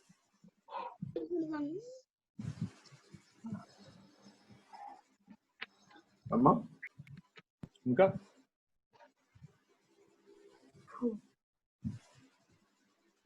Good morning sir. చెప్పండి సార్, ఫండమెంటల్ రైట్స్ అనేవి మన ఇండియన్ కాన్స్టిట్యూషన్ లో రాయబడ్డాయి సార్. ప్రాథమిక హక్కులు అవునండి. అవి ప్రతి భారతీయ పౌరుడికి వర్తిస్తాయి కదా సార్? భారతీయ పౌరులకు వర్తిస్తాయి. కొన్ని పౌరులు కాకపోయి ఈ దేశంలో నివాసం ఉండే వాళ్ళకు కూడా వర్తిస్తాయి. అంటే ఏది భారతీయ పౌరుడు అవ్వక్కర్లా. ఇప్పుడు విదేశం నుంచి వచ్చి ఇక్కడ చదువుకోవడానికి వచ్చినా కూడా కొన్ని హక్కులు 21 ఉంది. Life, right to life. పౌరులు కాని వారికి ఈ దేశంలో ఉంటే చాలు వాళ్ళకి అప్లై అవుతుంది. ఈ వాక్ స్వాతంత్రం అనేది పౌరులకు మాత్రం, వాక్ స్వాతంత్రమో లేకపోతే వ్యాపారం చేసుకునే స్వాతంత్రం 19లో ఉన్నాయి కదా, అవి ఓన్లీ పౌరులకు మాత్రమే ఉండే హక్కులు. సార్, ఇప్పుడు ఈ ఫండమెంటల్ రైట్స్ అనేవి ఒక కొత్త యాక్ట్ ఏర్పడడం జరిగింది sir, UAPA, the unlawful activities prevention amendment act sir. అది 2004 లో వచ్చింది సార్. ఇప్పుడు ఒక చిన్న ఎలిగేషన్ ఏంటంటే సార్, ఈ యుఏపిఏ అనే యాక్ట్ 2004 లో కొత్తగా అమెండ్మెంట్ అయిన యాక్ట్ ఫండమెంటల్ రైట్స్ ని కంట్రోల్ చేస్తుంది, ఫండమెంటల్ రైట్స్ ని ప్రతి భారతీయ పౌరుడికి అందకుండా చేస్తుంది. అండ్ ఇది పొలిటికల్ సిస్టమ్ చేతిలో ఒక ఆయుధం లాగా ఏర్పడింది ప్రజల గొంతు నొక్కడానికి అనే ఒక ఎలిగేషన్ ఒకటి ఏర్పడింది సార్ యూనివర్సిటీలో. అది ఎంతవరకు నిజం సార్, ఎంతవరకు కరెక్ట్ సార్? రెండు విషయాలు ఉన్నాయి. Unlawful activity, prevention of unlawful activity act అనేది పేరులోనే ఏంటంటే చట్ట విరుద్ధమైన కార్యక్రమాలు చేయకూడదు. చట్టవిరుద్ధమైన కార్యక్రమాలు ఏమంటే దానికి కొన్ని డెఫినేషన్లు ఇచ్చారు. ఆ కార్యక్రమాలు మనం ఇండివిజువల్ గా చూస్తే అటువంటి కార్యక్రమాలు జరుగుతాయి. ఫర్ ఎగ్జాంపుల్ బాంబులు పెట్టామనుకోండి, చట్టవిరుద్ధమైన కార్యక్రమం, ప్రజలకు నష్టం జరుగుతుంది, చేయకూడదు, అది అన్లాఫుల్ యాక్టివిటీ. అయితే ఈ యాక్టివిటీలు ఈ చట్టం అమల్లో నిజంగా అటువంటి దుర్మార్గమైన పనులు చేసిన వాళ్ళ మీద ప్రయోగిస్తున్నారా, లేకపోతే రాజకీయమైన కక్ష సాధించుకోవడానికి అమాయకుల మీద ఉపయోగిస్తున్నారా అనేది వేరే చర్చ. చట్టం అంతటా చట్టం అవకాశం ఇవ్వచ్చు అయితే అది ఏ చట్టమైనా దుర్వినియోగం చేసుకోవాలి. ఫర్ ఎగ్జాంపుల్ మనకి ఇండియన్ పీనల్ కోడ్ ఉంది. ఎప్పుడో 160-170 నాటి ఇండియన్ పీనల్ కోడ్ మనందరికీ రెగ్యులర్ గా మనం చూసే విషయాలే. ఊళ్ళో ఏదో కొట్లాట అయిందనుకోండి, ఊళ్ళో ఆ కేసులో ఎవరిని కొడతారు? ముందుగా కొట్టుకున్న వాళ్ళు ఎవరో చూసి కంప్లైంట్ ఇచ్చామని ఫలానా ఎక్స్ వై కొట్టుకున్నారు, మేము చూసామని కంప్లైంట్ ఇస్తే పోలీసు వాళ్ళు ఒకసారి కొట్లాట జరిగిన తర్వాత ఈ అందులో వాళ్ళని సమర్థించేవారు, వీరిని సమర్థించేవారు రంగంలో దిగుతారు. స్థానికమైన మద్దతుదారులు అవ్వచ్చు, రాజకీయమైన మద్దతుదారులు అవ్వచ్చు. అక్కడ నుంచి యాక్చువల్ కొట్లాటలో లేని వాడి పేరు కూడా ఇరికిస్తారు. అక్కడ వాడు ఉన్నాడని చెప్పి చెబుతారు. ఆ తర్వాత ఇన్వెస్టిగేషన్, ఒకసారి కేసు రిజిస్టర్ అయిన తర్వాత ఇన్వెస్టిగేషన్ పోలీసు వాళ్ళు అది జరిపి ఇది అయ్యేదాకా ఆ మనిషి కోర్టు చుట్టూ తిరుగుతూ ఉంటారు. దుర్వినియోగం అనేది ఎప్పుడు ఉంటుంది. దుర్వినియోగం చట్టమే దుర్మార్గం కాదు. సరైన చట్టం దుర్వినియోగం చేయొచ్చు. ఎంత దుర్మార్గమైన చట్టం అయినా కూడా చాలా చాలా ఉదారంగా దాన్ని ఇంప్లిమెంట్ చేయొచ్చు. రెండు ఉంటాయి. ఈ పర్టికులర్ యాక్ట్ లో నా ఉద్దేశం ఏమిటంటే చట్టంలో ఏమి లోపం అంటే దానికి నేను నిర్ణయం చేయడం లేదు, నేను చెప్పింది కాదు,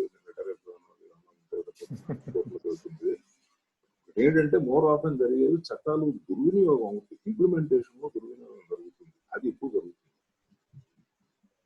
వీటన్నిటికీ ఒక మెయిన్ రీజన్ ఏమిటంటే మన దేశంలో మానవ ప్రకృతిలోనే సత్యానికి విలువ లేకపోవడం, నిజానికి మనం వాల్యూ, పూర్తికి వాల్యూ ఇవ్వకపోతే జరిగేది. నిజమే చెప్పాలి, నిజమైన ఆరోపణ చేయాలి, అబద్ధపు ఆరోపణ చేయకూడదు అనే కన్విక్షన్ మనకు ఉంటే ఇవన్నీ జరగవు. Thank you, sir. Thank you very much.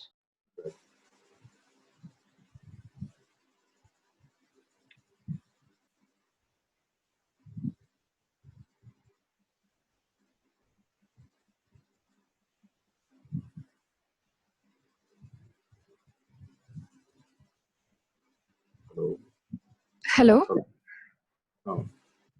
ఎవరమ్మా? హలో నేను సరిగమని అండి. సో నా క్వశ్చన్ ఏంటంటే, యాజ్ ఇయర్స్ పాస్ బై ఈ ఫండమెంటల్ రైట్స్ అనేవి ఇంటర్ప్రిటేషన్ కొంచెం డిఫరెంట్ గా ఉంటుంది. So how I see them is that ఒకప్పుడు మనం థర్డ్ జెండర్ ని ఒక రికగ్నిషన్ లేదు, but now we recognise them as a gender, and gender concept మారే కొద్దీ మన రైట్స్ ఇంటర్ప్రిటేషన్ కూడా మారుతూ వస్తుంది. So chala laws which seemed correct back then don't seem correct anymore because of this new idea that came into our society. Alane even women rights, feminist movements lo marital rape ilanti issues meeda chala laws controversial ga, sorry, chala sections chala controversial ga unnayi. So recently 377 against ga movement జరగడం, దాన్ని unconstitutional చేయడం, అలా చాలా జరిగినాయి. But ఇంకా there must be still some sections which are outrageous when you think about them with this new ideology in the background. So అలాంటి loss ఇంకా ఏమేమి ఉన్నాయి according to you which need attention from the civil society right now? నేను ఇప్పుడు of hand చాలా last లో provisions ఉండొచ్చు. ఇది కొన్ని ఇవాళ మనం చూస్తే అది కరెక్ట్ కాదు అనిపించే ఉండొచ్చు. అది కూర్చొని స్టడీ చేయాలి. నేను ఆఫ్ హ్యాండ్ చెప్పమంటే నేను చెప్పలేను. పర్టికులర్ గా ఏదైనా ప్రొవిజన్ ఉంది, ఇది మీ అభిప్రాయంలో ఇది చాలా అవుట్రేజెస్ గా ఉన్నది అని చెప్పనుకుంటున్నాను. అది జనరల్ క్యాటలాగ్ అంటే నేను రెడీగా చెప్పలేను. ఓకే. ఇప్పుడు ఎట్లా ఉంటుందంటే, మారుతున్న దేశకాల పరిస్థితులను బట్టి ప్రతి సమాజంలోనూ కొన్ని మార్పులు, అభిప్రాయాలు మారుతూ ఉంటాయి. మీకు ఈ బ్లాక్ చిల్డ్రన్, అమెరికాలో బ్లాక్ చిల్డ్రన్ కదా, లేకపోతే బ్లాక్స్ ని స్లేవ్స్ గా పట్టుకొచ్చేవారు అమెరికాకి. ఏదో 1854లోనో 55లోనో ఒక కేసు అమెరికన్ సుప్రీం కోర్టు దాకా పోయింది. అది బ్లాక్ పర్సన్ కి రాజ్యాంగపరమైనటువంటి హక్కులు ఉన్నాయి అని చెప్పి అసెప్షన్తో ఆ రోజు సుప్రీంకోర్టు బ్లాక్స్ కి లేదు, రాజ్యాంగంలో ఉన్న హక్కులన్నీ వైట్స్ కి మాత్రమే ఉన్నాయి అని ఒక జడ్జిమెంట్ చెప్పారు. ఆ రోజు కరెక్ట్ వాళ్ళు రాసిన వాళ్ళు నమ్మారు. Majority of American society white American society నమ్మింది. ఇవాళ 100 ఏళ్ల తర్వాత 150 ఏళ్ల తర్వాత అమెరికన్ సొసైటీ తెలియదు. అయితే ఇట్ లాంగ్ టైం అమెరికన్ సొసైటీలో 1950s 60s వరకు కూడా బ్లాక్ చిల్డ్రన్ కి సెపరేట్ స్కూల్స్ ఉండేవి, బ్లాక్ పీపుల్ కి సెపరేట్ బీచెస్, సెపరేట్ పార్కులు ఉండేవి. అది కోర్టుకు పోతే ఆ రోజులు ఏమన్నారు, ఆడు చెప్పే పాఠం బ్లాక్ చిల్డ్రన్ స్కూల్లోనూ వైట్ చిల్డ్రన్ స్కూల్లోనూ ఒకటే అయినంత వరకు వాళ్ళ స్కూల్ వేరే ఉంటే అదేమి ఈక్వల్ ట్రీట్మెంట్ కాదు అని చెప్పి సుప్రీంకోర్టు ఆ రోజులో భాషణ చెప్పింది. అవన్నీ పోయినాయి. బోర్డ్ ఆఫ్ ఎడ్యుకేషన్ మారుతున్న కాలంలో మార్పు వస్తూ ఉంటాయి. ఏది శాశ్వతంగా ఉండదు, ఏ నమ్మకం శాశ్వతంగా ఉండదు. Nothing is good for all time to come. అంతవరకు చెప్పినట్టు కూర్చున్నాం. Okay, thank you.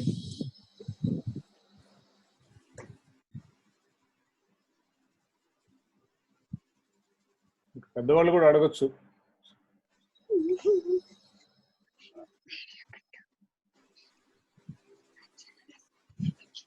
I actually have one more question if I can continue. Okay, నాకే అభ్యంతరం లేదు. మీ other participants are silent.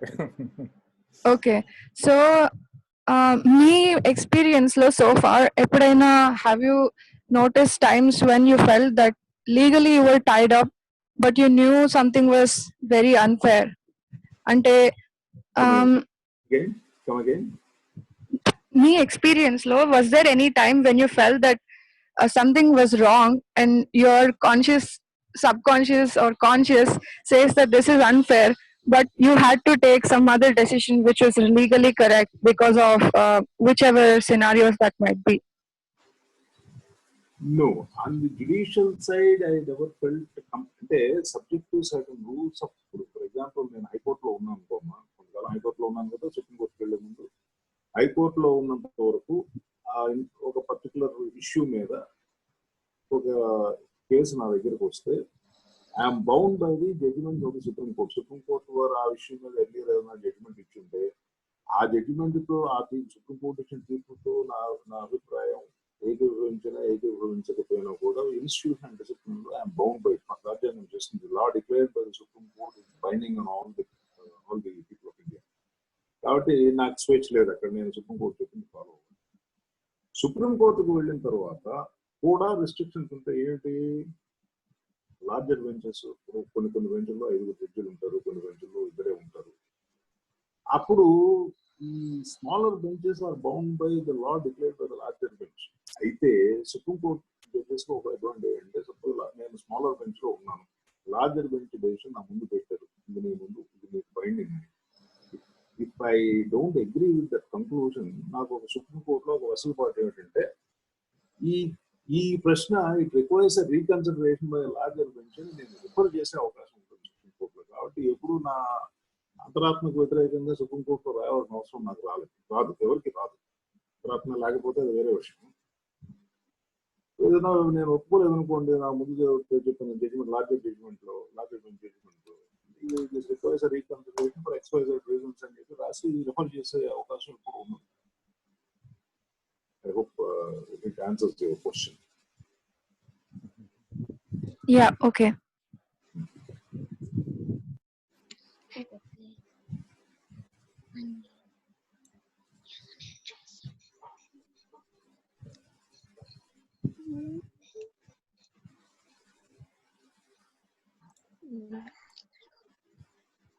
Sir నమస్తే అండి.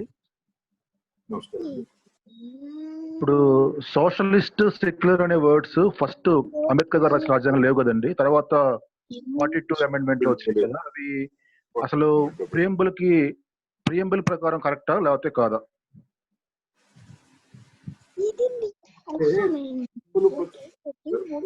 రాజ్యాంగం అనేది మన కోసం మనం అంటే మనం రాసిన పోతూ మన ముంతరం వారు రాసిన ఇది, దాంట్లో మార్పు కావాలి, చేసుకోవాలి అనే అభిప్రాయం మెజారిటీ ప్రజలకు కలిగితే దానికి రాజ్యాంగమే ప్రొవైడ్ చేస్తుంది. కాన్స్టిట్యూషన్ అమెండ్ చేసుకోవడానికి ప్రొవిజన్స్ ఉన్నాయి. ఆ ప్రొసీజర్ ఫాలో అయ్యి కాన్స్టిట్యూషన్ అమెండ్ చేశారు. ఇన్హరెంట్ ఫిలసాఫికల్ గా అది రైటా తప్ప అనేది వ్యక్తిగతమైన అభిప్రాయం. అది ఎందుకు మీ అభిప్రాయం ఒకటి ఉండొచ్చు, నా అభిప్రాయం ఒకటి ఉండొచ్చు, మరొకరి అభిప్రాయం మరొకటి ఉండొచ్చు, కానీ మనం ఏం చేయలేము. So long as we accept Constitution as a governing document, if the procedure is followed, a procedure follow amendment lo kuda oka limitation untadi. కేసులో సుప్రీంకోర్టు వారు 13 జడ్జిలు కూర్చొని ఏం రాశారంటే, రాజ్యాంగాన్ని మార్చుకునే అవకాశం పార్లమెంట్కు ఉన్నప్పటికీ కూడా, అధికారం ఉన్నప్పటికీ కూడా, రాజ్యాంగ మౌలిక స్వరూపం ఎవరమ్మా ఎవరో చిన్నపిల్లల్ని కూర్చోబెట్టారు.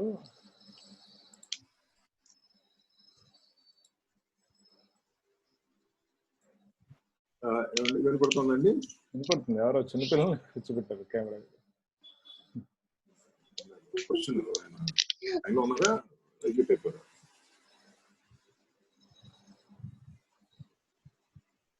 శర్మశ్రావు గారు కంటిన్యూ చేయండి, నేను చూస్తాను, చూసి రిమూవ్ చేద్దాం. అది క్వశ్చన్ లైన్ లో ఉన్నారా, ఎగ్జిట్ అయిపోయారా? లేదు, ఉన్నారు. ఓకే. కాబట్టి అది మౌలిక స్వరూపం అనే ఛాలెంజ్ నిలబడలేదు.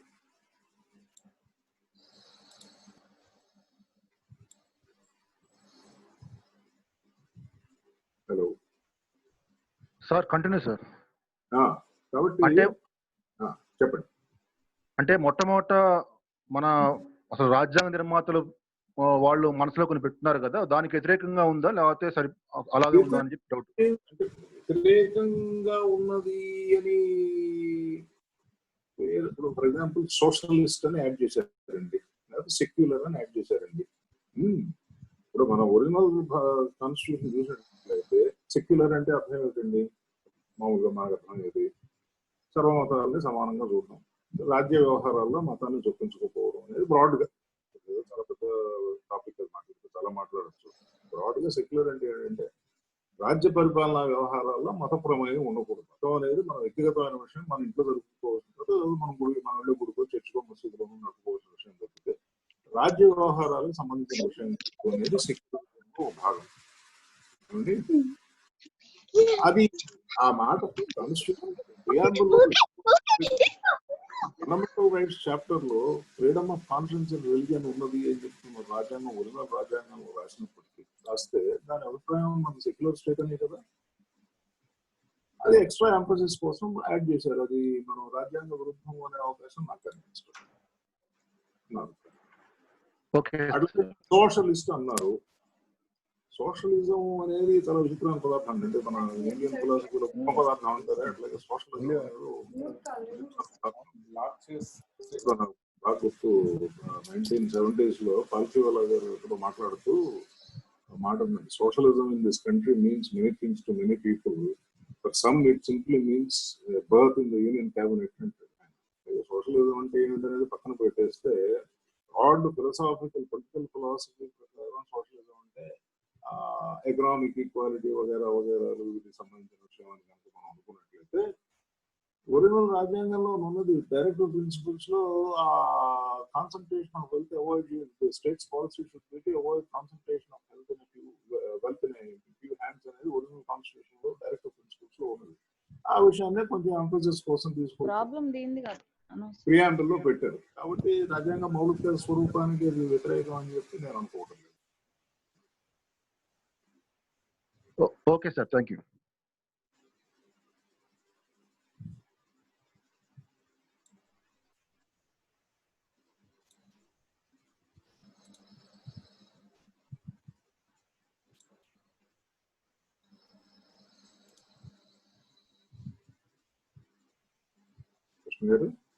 Hello, sir. There is a small doubt, sir. As a law student, మాకు చాలా వేస్ ఉన్నాయి సార్ మా ప్రొఫెషన్ ఎంచుకోవడానికి. Judiciary, private law, international law and ఇంకా చాలా వేస్ ఉన్నాయి సార్. దాంట్లో మీరు బెస్ట్ ప్రిఫర్ చేసే వే ఒకటి చెప్పండి సార్, సో దట్ అది నాకు హెల్ప్ఫుల్ అయ్యే అవకాశం ఉంటుంది.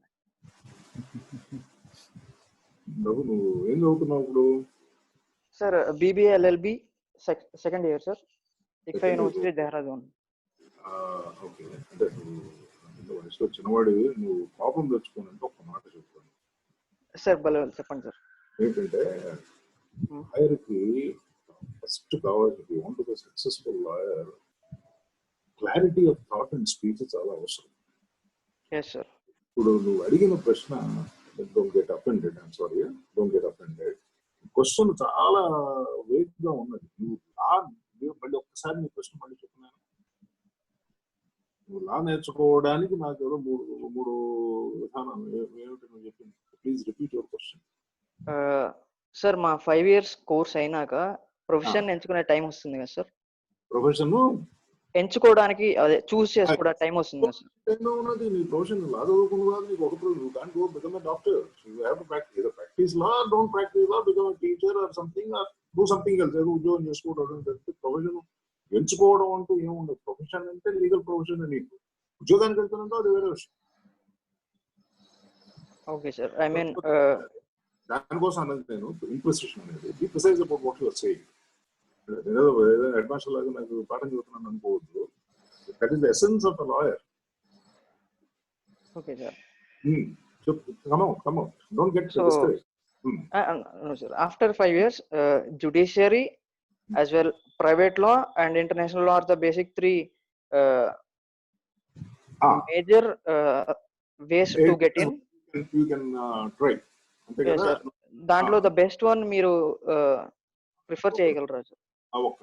ఇప్పుడు అనేది ఏంటంటే you can get into the judiciary or private గా ప్రాక్టీస్ చేయొచ్చు అదొక ఆప్షన్ మీకు. మూడవది international law, subject I come to later. If you want to enter the judiciary straight from the college, the only choice for you is to enter at the lowest level, in the sense junior civil judge level లో నువ్వు exam రాసి select అయితే జ్యుడిషియరీలోకి వెళ్ళొచ్చు. రెండవది practising లా, private practice. ఇది senior అనే కొంతకాలం సంపాదించుకుని నీ అంతా ఇండిపెండెంట్ ప్రాక్టీస్ చేసుకోవడం ఒక పద్ధతి. అది దానికి మొదటి దానికి పెద్ద వైరుధ్యం లేదు, ఎందుకంటే కొంతకాలం ప్రాక్టీస్ చేసిన తర్వాత కూడా నువ్వు జ్యుడిషియల్ రావచ్చు. ఎందుకంటే డైరెక్ట్ గా లా పాస్ అయిన తర్వాత నువ్వు జ్యుడిషియల్ రావాలంటే నువ్వు చెప్పాను కదా, at the lowest level in the judicial hierarchy junior civil judge కానీ ఎంటర్ అవ్వగలవు. ఎగ్జామ్ రాసి సెలెక్ట్ అయితే జూనియర్ సివిల్ జడ్జిగా రాగలవు. ఒక 7 ఏళ్ళు ప్రాక్టీస్ చేసి తర్వాత నువ్వు జ్యుడిషియల్ రాదలుచుకుంటే జిల్లా జడ్జీలకు పీరియాడిక్ గా వేకెన్సీలు వచ్చినప్పుడు ఎగ్జామినేషన్ జరుగుతుంది. ఎవరి స్టేట్ ఎగ్జామ్ కండక్ట్ చేస్తుంది. అప్పుడు ఎగ్జామ్ రాసి డిస్ట్రిక్ట్ జడ్జి లెవెల్లో జ్యుడిషియల్లో ఎంటర్ అవ్వచ్చు. లేదు నువ్వు మొదలు పెట్టడమే ప్రాక్టీస్ హైకోర్టులో ప్రాక్టీస్ పెట్టి హైకోర్టులో కొంతకాలం సక్సెస్ఫుల్ గా ప్రాక్టీస్ చేసి మిగతా అన్ని everything works well, there is a possibility of you are being identified by the Chief Justice in the Collegium of the High Court to recommend your name for elevation to the High Court, and you enter at a higher level. So therefore, 1 and 2 are not necessarily completely antagonistic to one another. International అనేది international లో practice అనేది ఇవ్వచ్చు. But ఏంటంటే మనకి ఇక్కడ మన హైదరాబాద్ లోను బెంగళూరులోను దీనికి అవకాశాలు చాలా తక్కువ. చేయదలుచుకుంటే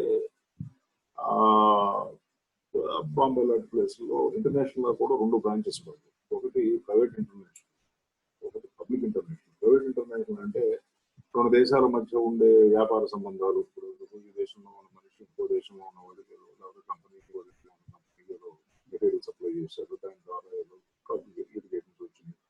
All these areas are dealt in private international. Public international అంటే 2 ప్రభుత్వాలు, 2 sovereign states కి మధ్య వచ్చే disputes. Let us say border disputes. Let us say the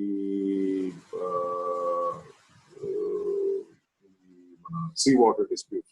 Sea water, territorial waters. అవి they belong to the public international arena.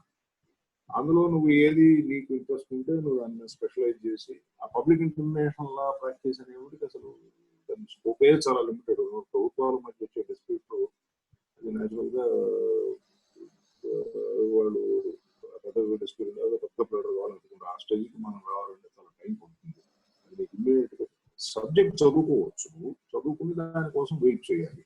But ఈ లోపల normal గా జరిగేది అంటే మామూలు ప్రాక్టీస్ చేసుకుంటూ మంచి పేరు వచ్చినట్లయితే ఈయన బాగా విషయం తెలిసిన వాడు ఇంటర్నేషనల్ అపోజ్ చేసిన అంటే ఎప్పుడన్నా అటువంటి డిస్ప్యూట్ ఈ దేశానికి ఏదన్నా వస్తే government chooses engage in that matter that international arena. So these are the possibilities. నా సలహా కనుక ఏమిటంటే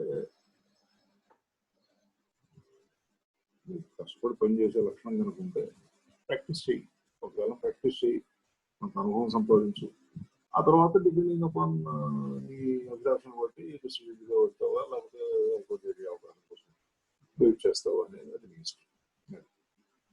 thank you sir.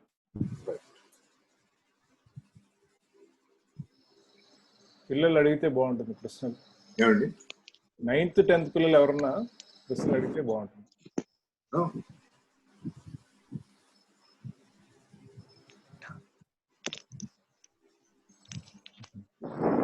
Hello అడిగమ్మా. Sir, నాకు doubt. Ethical hackers and cyber crimes ఉంటాయి కదా, వాటి మీద మీ ఒపీనియన్ ఏంటి? Hacking is bad. హ్యాకింగ్ అంటే ఏంటి? ఎథికల్ హ్యాకింగ్ అంటే వాళ్ళు చేసే క్రైమ్స్ స్టాపింగ్ అంటే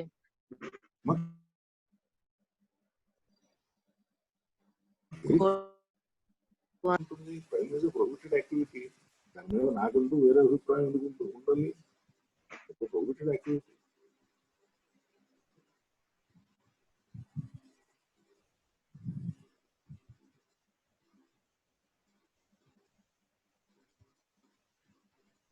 అయిపోయింది అడగడం.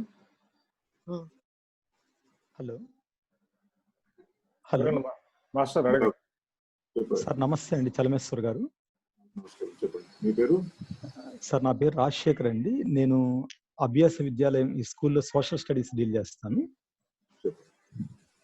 అయితే ఇది not related to fundamental rights and duties. అయితే చాలా మందిలో ప్రజల్లో ఉన్న భావన ఏంటంటే కోర్టులో ఉన్న ఏ కేసులు అయినా సరే ఒక సర్టన్ లిమిటెడ్ పీరియడ్ లో సాల్వ్ అవ్వట్లేదు. చాలా కేసులు చాలా కాలం అది ప్రొలాంగ్ అవుతూ ఉన్నాయి. ముఖ్యంగా related to politicians and corrupted cases లో చాలా కాలం ప్రొలాంగ్ అవుతున్నాయి. దీని వలన వెంటనే అంటే పనిష్మెంట్ కానీ కోర్టు జస్టిస్ అనేది రాకపోవడం వలన ప్రజల్లో కూడా ఒక రకమైన అంటే న్యాయ వ్యవస్థ మీద ఒక రకమైన అభిప్రాయం ఉంది. అంటే ఒక లిమిటెడ్ పీరియడ్ లో జడ్జిమెంట్ కానీ ఈ కేసు మొత్తం కూడా కంప్లీట్ అయితే బాగుంటుంది అనేది. దీని మీద మీ ఒపీనియన్ ఏంటి సార్? ఎందుకని కొన్ని కేసులు ముఖ్యంగా పొలిటీషియన్స్ కానీ ఈ కొన్ని కేసులు చాలా చాలా ప్రొలాంగ్ అవుతుంది? ఒకటి ఏంటంటే రాజకీయవేత్తలు అన్ని గురించి మనం ఇప్పుడు కామెంట్ చేయొద్దు ప్రస్తుతానికి. ఓకే సార్, చెప్తాను. ప్రశ్న సమాధానం అవాయిడ్ చేయడానికి చేయట్లేదు. రాజకీయవేత్తలు లేకపోతే జడ్జీలు ఆ డిస్క్రిప్షన్ పక్కన పెట్టేది. ఇప్పుడు బేసిక్ గా ఇండియన్ లీగల్ సిస్టమ్ లో లిటిగేషన్ ఫైనాలిటీ రీచ్ అవ్వడానికి చాలా లాంగ్ టైం పడుతుంది అనేది ఫ్యాక్ట్. ఇది ఎందుకు రాజకీయవేత్తలకు జరుగుతుందా, వ్యాపారస్తులకు జరుగుతుందా, మామూలు మనుషులకి ఉద్యోగం చేసిన వాళ్ళకి జరుగుతుందా, లేకపోతే జేబులు కొట్టే వాళ్ళకి జరుగుతుందా, దానికి టైం పడుతుంది. దీనికి కారణాలు ఏమిటంటే చాలా కారణాలు ఉన్నాయి. ఒకటి, 130 కోట్ల జనాభా ఉన్న దేశంలో మనం ఈ లీగల్ డిస్ప్యూట్ వస్తే దాన్ని నిర్ణయం చేయడానికి మనకి ఎన్ని కోర్టులు ఉన్నాయి అనేది మొట్టమొదటి ప్రశ్న. ఇప్పుడు మీరు స్కూల్లో టీచర్స్ ఉన్నారు కదా మాస్టర్ రాజశేఖర్ గారు, ఇప్పుడు మనకి చిన్నప్పుడు మా చిన్నప్పుడు మరి ఇప్పుడు ఈ మధ్య నేను స్కూల్లో ఏం చదువుతున్నారో నాకు తెలియదు, అంత సీరియస్ గా ఫాలో అవ్వలేదు వస్తుంది. మా చిన్నప్పుడు కాలం పని ఏం చెప్పి లెక్కలు ఉండేవి. ఇతర మనుషులు 6 అడుగుల గోడ టైంలో పెడితే అదే గోడ ఒక రోజులో దానికి ఇప్పుడు లెక్కలు గుర్తున్నాయి కదా. కాలం సింపుల్ గా అదే లెక్క అండి. ఇప్పుడు 130 కోట్ల జనాభా మన దేశంలో 130 కోట్ల జనాభా ఒక వేరియబుల్ అండి. ఇది ఒకటే కాకుండా చట్టాలు కొన్ని వందలు వేల చట్టాలు ఈ దేశంలో అమల్లో ఉన్నాయి. పార్లమెంట్ చేసిన చట్టాలు కానివ్వండి, లేకపోతే కన్సర్న్ స్టేట్ గవర్నమెంట్ చేసిన చట్టాలు కానివ్వండి, కొన్ని వందల చట్టాలు. సుమారుగా నాకు గుర్తున్నంత వరకు మన ఆంధ్రప్రదేశ్ స్టేట్ తీసుకుంటే 2000 చట్టాలు అమల్లో ఉంటాయి. ప్రతి చట్టంలోనూ చాలా ప్రొవిజన్స్ ఉంటాయి. ఆ ప్రతి ప్రొవిజన్ ఏదో ఒక రైట్ ఆబ్లిగేషన్ క్రియేట్ చేస్తుంది. Every right created or every obligation created is a potential source of litigation. This you juxtapose on the population of Andhra Pradesh. చట్టం ప్రతి మనిషికి అప్లై కావు, కొన్ని చట్టాలు అప్లై అవుతుంది, కొందరికి అప్లై అవుతున్నా కూడా పక్కన పెట్టేస్తే ప్రాబ్లం ఏంటంటే వీటన్నిటికీ సాల్వ్ చేయడానికి తగినటువంటి ఇన్ఫ్రాస్ట్రక్చర్ లేదు. ఫస్ట్ ప్రాబ్లం అది. ఈ కాలం ఇంత టైం పట్టడానికి. రెండవది, దీనికి అనుబంధమైన అప్పుడు సివిల్ లిటిగేషన్ అనుకుంటే స్ట్రైట్ గా కోర్టుకు పోతాం. మనకి మన పక్కింటి వాడికి తగాదా వస్తుంది, గట్టు తగాదాను కోర్టు తగాదాను, కోర్టుకు పోతాం, కోర్టులో నిర్ణయం ఏదో టైం పడుతుంది, 4 ఏళ్ళ పెండెన్సీ బట్టి. క్రిమినల్ లిటిగేషన్ అనుకోండి, ఏదో కొట్లాట జరిగింది, ముందు ఇన్వెస్టిగేటింగ్ ఏజెన్సీ ఒక పోలీసు వారు ఉంటారు. వాళ్ళు ఇన్వెస్టిగేట్ చేసి సాక్ష్యం సేకరించాలి. ఆ సేకరించిన సాక్ష్యం తీసుకొని కోర్టు ముందు పెట్టాలి. కోర్టు చేసే పని పోలీసు వాళ్ళు కలెక్ట్ చేసిన సాక్ష్యం నమ్మదగిన సాక్ష్యమా కాదా అనేది పరీక్ష చేయడం ఒకటే కోర్టు చేసే పని. నా ఈ పోలీసు వారు చేసే ఇన్వెస్టిగేషన్ వాళ్ళు ఎంత తొందరగా చేస్తున్నారు అనేది ఒక ప్రశ్న.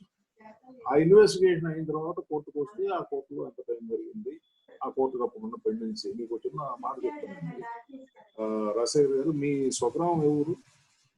సార్ ఇక్కడే సార్, విజయవాడ, గుంటూరు ఆంధ్రప్రదేశ్ స్టేట్ సంబంధించి విజయవాడ, గుంటూరు, రాయమండ్రి ఇలాంటి పెద్ద టౌన్స్ తీసుకుంటే ఒక్కొక్క మ్యాజిస్ట్రేట్ కోర్టులో యావరేజ్ 4-5 వేల కేసులు పెండింగ్ ఉంటాయి. మీకు ఐడియా ఉంటుంది. చెప్తున్నాను, నాకు తెలుసు ఫిగర్స్ పనిచేశాను కదా, నాకు 4-5 వేల కేసులు ఉంటాయి. అది ఏ మాత్రుడైనా 4,000 కేసులు డిసైడ్ చేయాలని ఎంత టైం పడుతుంది? రోజు ఒక కేసు డిసైడ్ చేయగలిగిన మిగతా అన్ని సక్రమంగా ఇతర ప్రజలు రెడీగా ఉన్నారు, సాక్షులు రెడీగా ఉన్నారు, అన్ని రెడీగా ఉన్నారు. రోజు ఒక కేసు డిసైడ్ చేస్తే కూడా 4,000 కేసులు డిసైడ్ చేయడం 4,000 రోజులు. 4,000 రోజులు అంటే ఎన్ని సంవత్సరాలండి? 10-15 సంవత్సరాలు పడుతుంది. ఈ 4,000 ఫిగర్ ఎట్లా ఉండదు, కొత్త కేసులు వస్తూ ఉంటాయి. ఇది ఒక కారణం. నేను చెప్పేది ఏంటంటే ఎందుకు జరుగుతున్నది అని చెప్తున్నాను. ఒకటి ప్లస్ కోర్టు డిసైడ్ అయింది, చట్ట ప్రకారం అప్పీల్ చేసుకునే అవకాశం ఉంది మన దగ్గర. ఎందుకంటే పాసిబిలిటీ ఆఫ్ హ్యూమన్ ఎర్రర్ అనేది ఒక థీరీ ఉన్నప్పుడు తప్పని జరగచ్చు. జడ్జి గారు ఇతరత్ర ఏమి వాళ్ళకి ఆపాదించక్కర్లేదు. మనం మాట్లాడుతున్న కాంటెక్స్ట్ పొరపాటు అండర్స్టాండింగ్ లో పొరపాటు ఉండొచ్చు, చెప్పిన ఆర్గ్యుమెంట్ చెప్పిన లాయర్ అండర్స్టాండింగ్ తప్పు, ఏదో దాన్ని బట్టి ఏదో పొరపాటు జరగచ్చు. ఏమో ఇంకొకసారి పరీక్ష చేస్తే ఓడిపోయిన పార్టీ ఎప్పుడు ట్రై చేసుకుంటాడు. అప్పీల్స్ ఉంటాయి. అప్పీల్స్ 2-3 అప్పీల్స్ ఉన్నాయి ఈ దేశంలో. ఏమండి ఇవన్నీ ప్రతి ఎగ్జిస్ట్ చేసుకుంటూ పోయేప్పటికి ప్రతి కోర్టులోనూ మనకు ఒక పెండెన్సీ ఉంటుంది, టైం పడుతుంది. దీనికి కాకుండా మీరు అన్నారు ఇందాక రాజకీయవేత్తలు మరొకరు వనరులు గట్టిగా ఉన్నవాళ్ళు వాళ్ళు సిస్టమ్ మ్యానిపులేట్ చేయడానికి ట్రై చేస్తారు. అంటే ఇప్పుడు మన కేసు ఉందనుకోండి, నా మీద ఏదో కేసు వచ్చింది, నాకు ఏదో పలుకు కూడా ఉన్నది, లేకపోతే అధికారం ఉన్నదో డబ్బు ఉన్నదో ఏదో ఉన్నది, నేను మిగతా ఏమీ చేయక్కలేదు, మిగతా అన్ని పక్కన మధ్య దుర్మార్గాన్ని పనుల గురించి నేను మాట్లాడవచ్చు. సింపుల్ గా ఏంటంటే నా కేసు ఇమ్మీడియట్ గా రాకుండా ఏదో వాయిదా అడిగిస్తున్నాం, పెద్ద ప్లేటర్ని పట్టుకుంటాను. అయితే ఏదో అర్జెంట్ మా క్లయింట్ ఏదో తక్కువ వచ్చిందో కాలనీకి వచ్చిందంటే హాస్పిటల్లో ఉన్నాడు, వాయిదా హాస్పిటల్లో ఉన్నాడంటే వాయిదా ఇవ్వకపోతే మళ్ళీ జడ్జి గారు కదా బాగా పొద్దున తొమ్మిది పడుతుంది, మళ్ళీ చచ్చిపోతుంది కూడా వాయిదా ఇవ్వడండి అని చెప్పి మళ్ళీ ప్రజలే తిడతారు. కాబట్టి జడ్జీలు భయపడి వాయిదాలు ఇస్తారు. ఏదో రకరకాల కారణాలు ఉంటాయి. ఇది ఏంటంటే ఇది 2 నిమిషాల్లో డిసైడ్ చేసే బేసిక్ ప్రాబ్లమ్ ఇన్ఫ్రాస్ట్రక్చర్ ప్రాబ్లం. అది ఇంప్రూవ్ చేయకుండా ఈ సమస్య సాల్వ్ అవుతుంది. రెండోది ఎఫిషియన్సీ లెవెల్స్. ఈ డిసైడ్ చేసే కేసులు, డిసైడ్ యాక్టివ్ చేసే లాయర్లు, డిసైడ్ చేసే జడ్జీలు, వీళ్ళ ఎఫిషియన్సీ లెవెల్స్ అంటే లాయర్లు జడ్జీల గురించి మాట్లాడితే మళ్ళీ చాలా గొడవలు వస్తాయి. ఎప్పుడు చెప్పట్లేదు, చెప్తున్నాను మీకు సింపుల్ ఎగ్జాంపుల్ చెప్తాను. జడ్జీలు మంచివాళ్ళే, లాయర్లు మంచివాళ్ళే, అంతా బాగానే ఉంది. స్టెనోగ్రాఫర్ లీవ్ పెట్టాడండి, అయిపోతుంది. రకరకాల కారణాలు, చాలా కాంప్లెక్స్ ప్రాబ్లం ఇది. దీని గురించి ఏంటంటే సమగ్రమైన అది చేయడానికి ఎవరు సిద్ధంగా లేడు ఈ దేశంలో.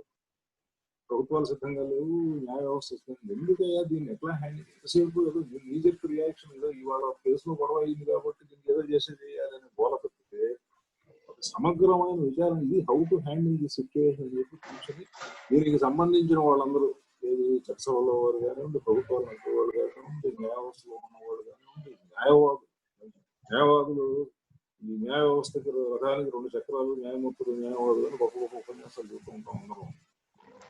కూర్చోబెట్టి మాట్లాడి దీన్ని ఎట్లాగా హ్యాండిల్ చేసేదాన్ని సొల్యూషన్ వెతుక్కోవాలి తప్పితే బ్లేమ్ చేసుకుంటూ కూర్చుంటే ఏం జరగదు. ఇవన్నీ కారణాలు చాలా విస్తారమైన కారణాలు ఉన్నాయి. 2 నిమిషాల్లో చెప్పగలిగే విషయం కాదు, బ్రాడ్ గా చెప్తాను. Okay sir. చలమేశ్వర గారు ఒక క్వశ్చన్ టెక్స్ట్ చేశారు నాకు. చెప్పండి. పక్క వాళ్ళకి ఇబ్బంది కలగకుండా ఉన్నంతసేపు మనం స్వేచ్ఛగా ఏదైనా చేయొచ్చు. అలా అయినట్లయితే ఒక వ్యక్తి తనకు తాను హార్మ్ చేసుకోవచ్చా? అంటే is talking about suicides maybe. అది చాలా ఫిలసాఫికల్ క్వశ్చన్. పిల్లలకి ఈ వయసులో అవసరం లేదనుకుంటానండి. వారి వయసు ఎంత? ఎవరో మరి తెలియదు, unknown. It's a philosophical debate. ఇది మన టాపిక్ బియాండ్ అవర్ టాపిక్. బాగా డిబేట్ వస్తుంది. అది ఫిలాసఫీలోకి పోవాలి.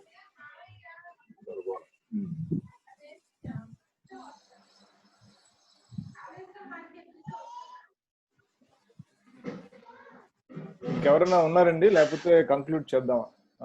ఉంటే వెంటనే ఇంకొక ప్రశ్నకు ఛాన్స్ ఇద్దామా చలమేశ్వర గారు? అంతా ఎండ్ చేద్దాం. సో ఎవరన్నా ఉంటే వెంటనే మాలతి గారు you can unmute your self.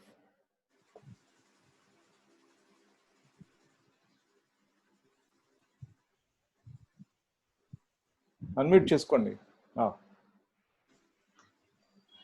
నమస్తే సార్ చలమేశ్వర్ గారు.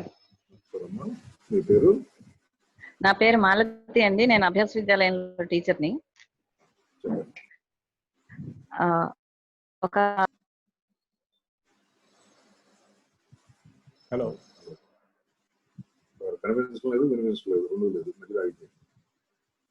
అన్మ్యూట్ చేసుకోండి.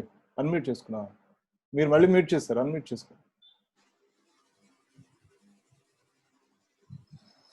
సార్ నాకు హలో అన్మ్యూట్ చేయండి. ఓకే నమస్తే సార్. నమస్కారం చెప్పండి.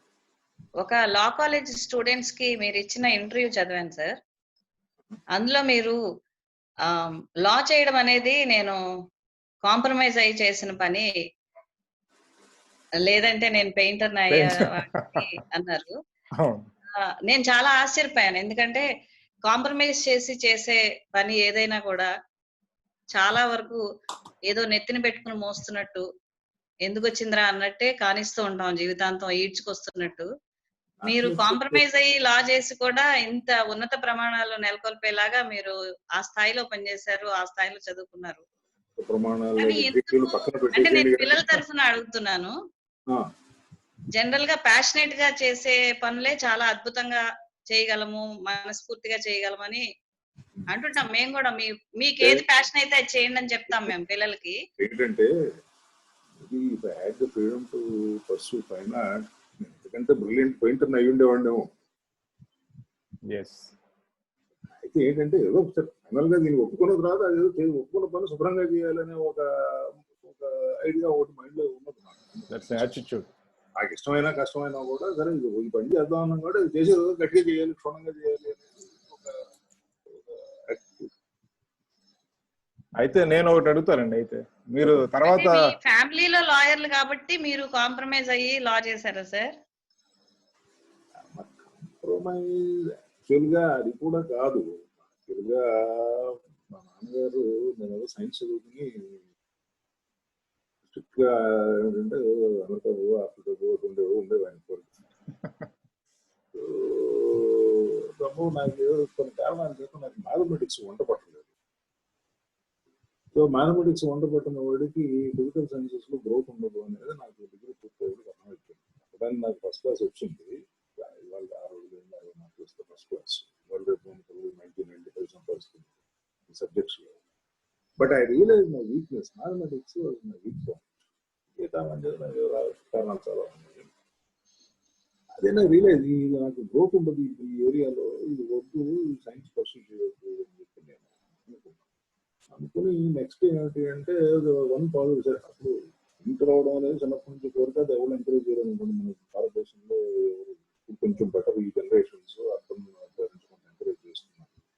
ఆ రోజుల్లో బొమ్మలు అంటే చదువుకోకుండా జాతరలు తిరుగుతున్నాడనే అభిప్రాయం కూడా ఉండేది. ఆ ఏజ్కి వచ్చేప్పటికి ఏంటంటే ఇది రిమైండ్ హాబీ. నెక్స్ట్ బెస్ట్ ఏమిటంటే ఈ సైన్స్ చూద్దాం అనుకుంటే ఒకటి ఏంటంటే another area where I'm greatly passion అనేది తెలుగు లిటరేచర్. తెలుగు లిటరేచర్ చదువుకుందాం అనుకుంటున్నాను. ఒప్పుకోలేదు. సరే వీటన్నిటికీ మంచి కాంప్రమైజ్ లా చదువుతున్నాను. యాక్చువల్గా నేను లా చదవడం మా నాన్నగారికి ఇష్టం లేదు. వెరీ అన్హ్యాపీ అండ్ అన్ఫార్చునేట్లీ 91లో మా నాన్నగారు కాలం చేశారు. నేను అడ్వకేషన్ లైన్ రోజున హైకోర్టు జడ్జి అన్నాడు, చీఫ్ జస్టిస్ అన్నాడు, సుప్రీం కోర్టు జడ్జి అన్నాడు కూడా. My mother was very sad. ఎందుకంటే నాన్న బతుకుంటారు కదా, కొంచెం సందర్శించేవాడు. Not that he wanted me to become a lawyer. It's happening life. Chelameswar గారు, మీరు ఇంతకీ ఇష్టపడ్డారా పెయింటర్ కాకుండా? జస్ట్ ఇలాగా పెయింటర్ కాకుండా డైవర్ట్ అవడం తీసుకున్న తర్వాత ఇదేదో సంగతి ఏదో చూద్దామని మొదలుపెట్టాను. అలా కాదు, నా ప్రశ్న ఏంటంటే గివెన్ ఏ ఛాన్స్ మీరు మళ్ళీ పెయింటర్ అయిపోతారా అని. ఈ వయసులో చెయ్యి మనం గవర్నమెంట్ చెప్పినట్టు తిరగదండి. చాయిస్ అంటే డ్రీమర్ అంటే దేవుడు కనుక ఛాన్స్ ఇస్తే maybe I would still love to do nice. Okay then ఇంకా ఎవరు అడగట్లేదు కాబట్టి మనం ఎండ్ చేద్దాం అనుకుంటున్నాను. Okay, thank you very much sir. మాకు సుప్రీం కోర్ట్ జడ్జ్ మా ప్లాట్ఫామ్ మీద వచ్చి మాట్లాడడం మాకు చాలా చాలా ఆనందంగా ఉంది. అదే ఈక్వాలిటీ అంటే అదే supreme court judge, high court judge, లేకపోతే స్కూల్ టీచర్ కాదండి, మనుషులే అందరూ.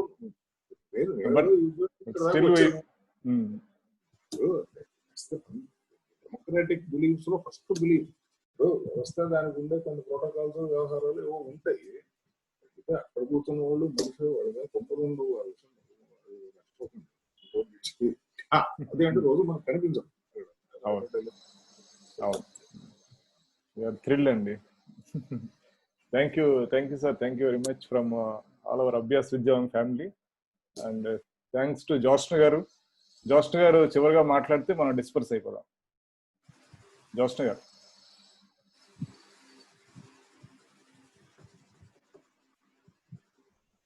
జోష్ణ గారు అన్మ్యూట్ చేసుకోండి, మాట్లాడండి.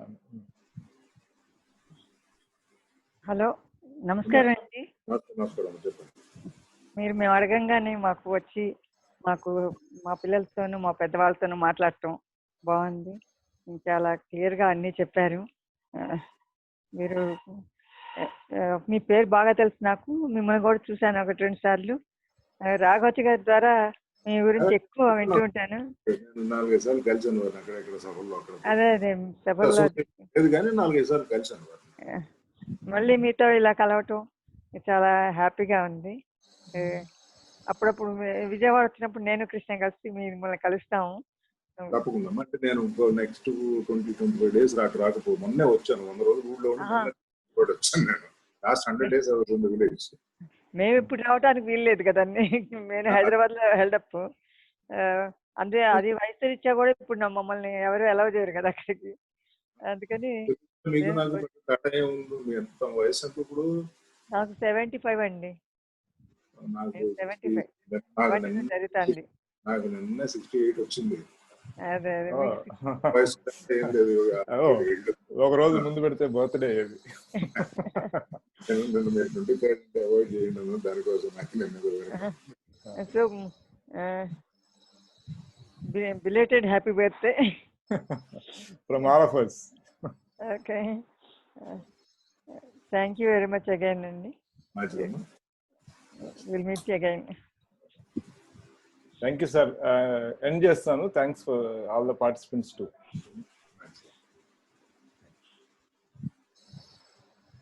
I'm leaving.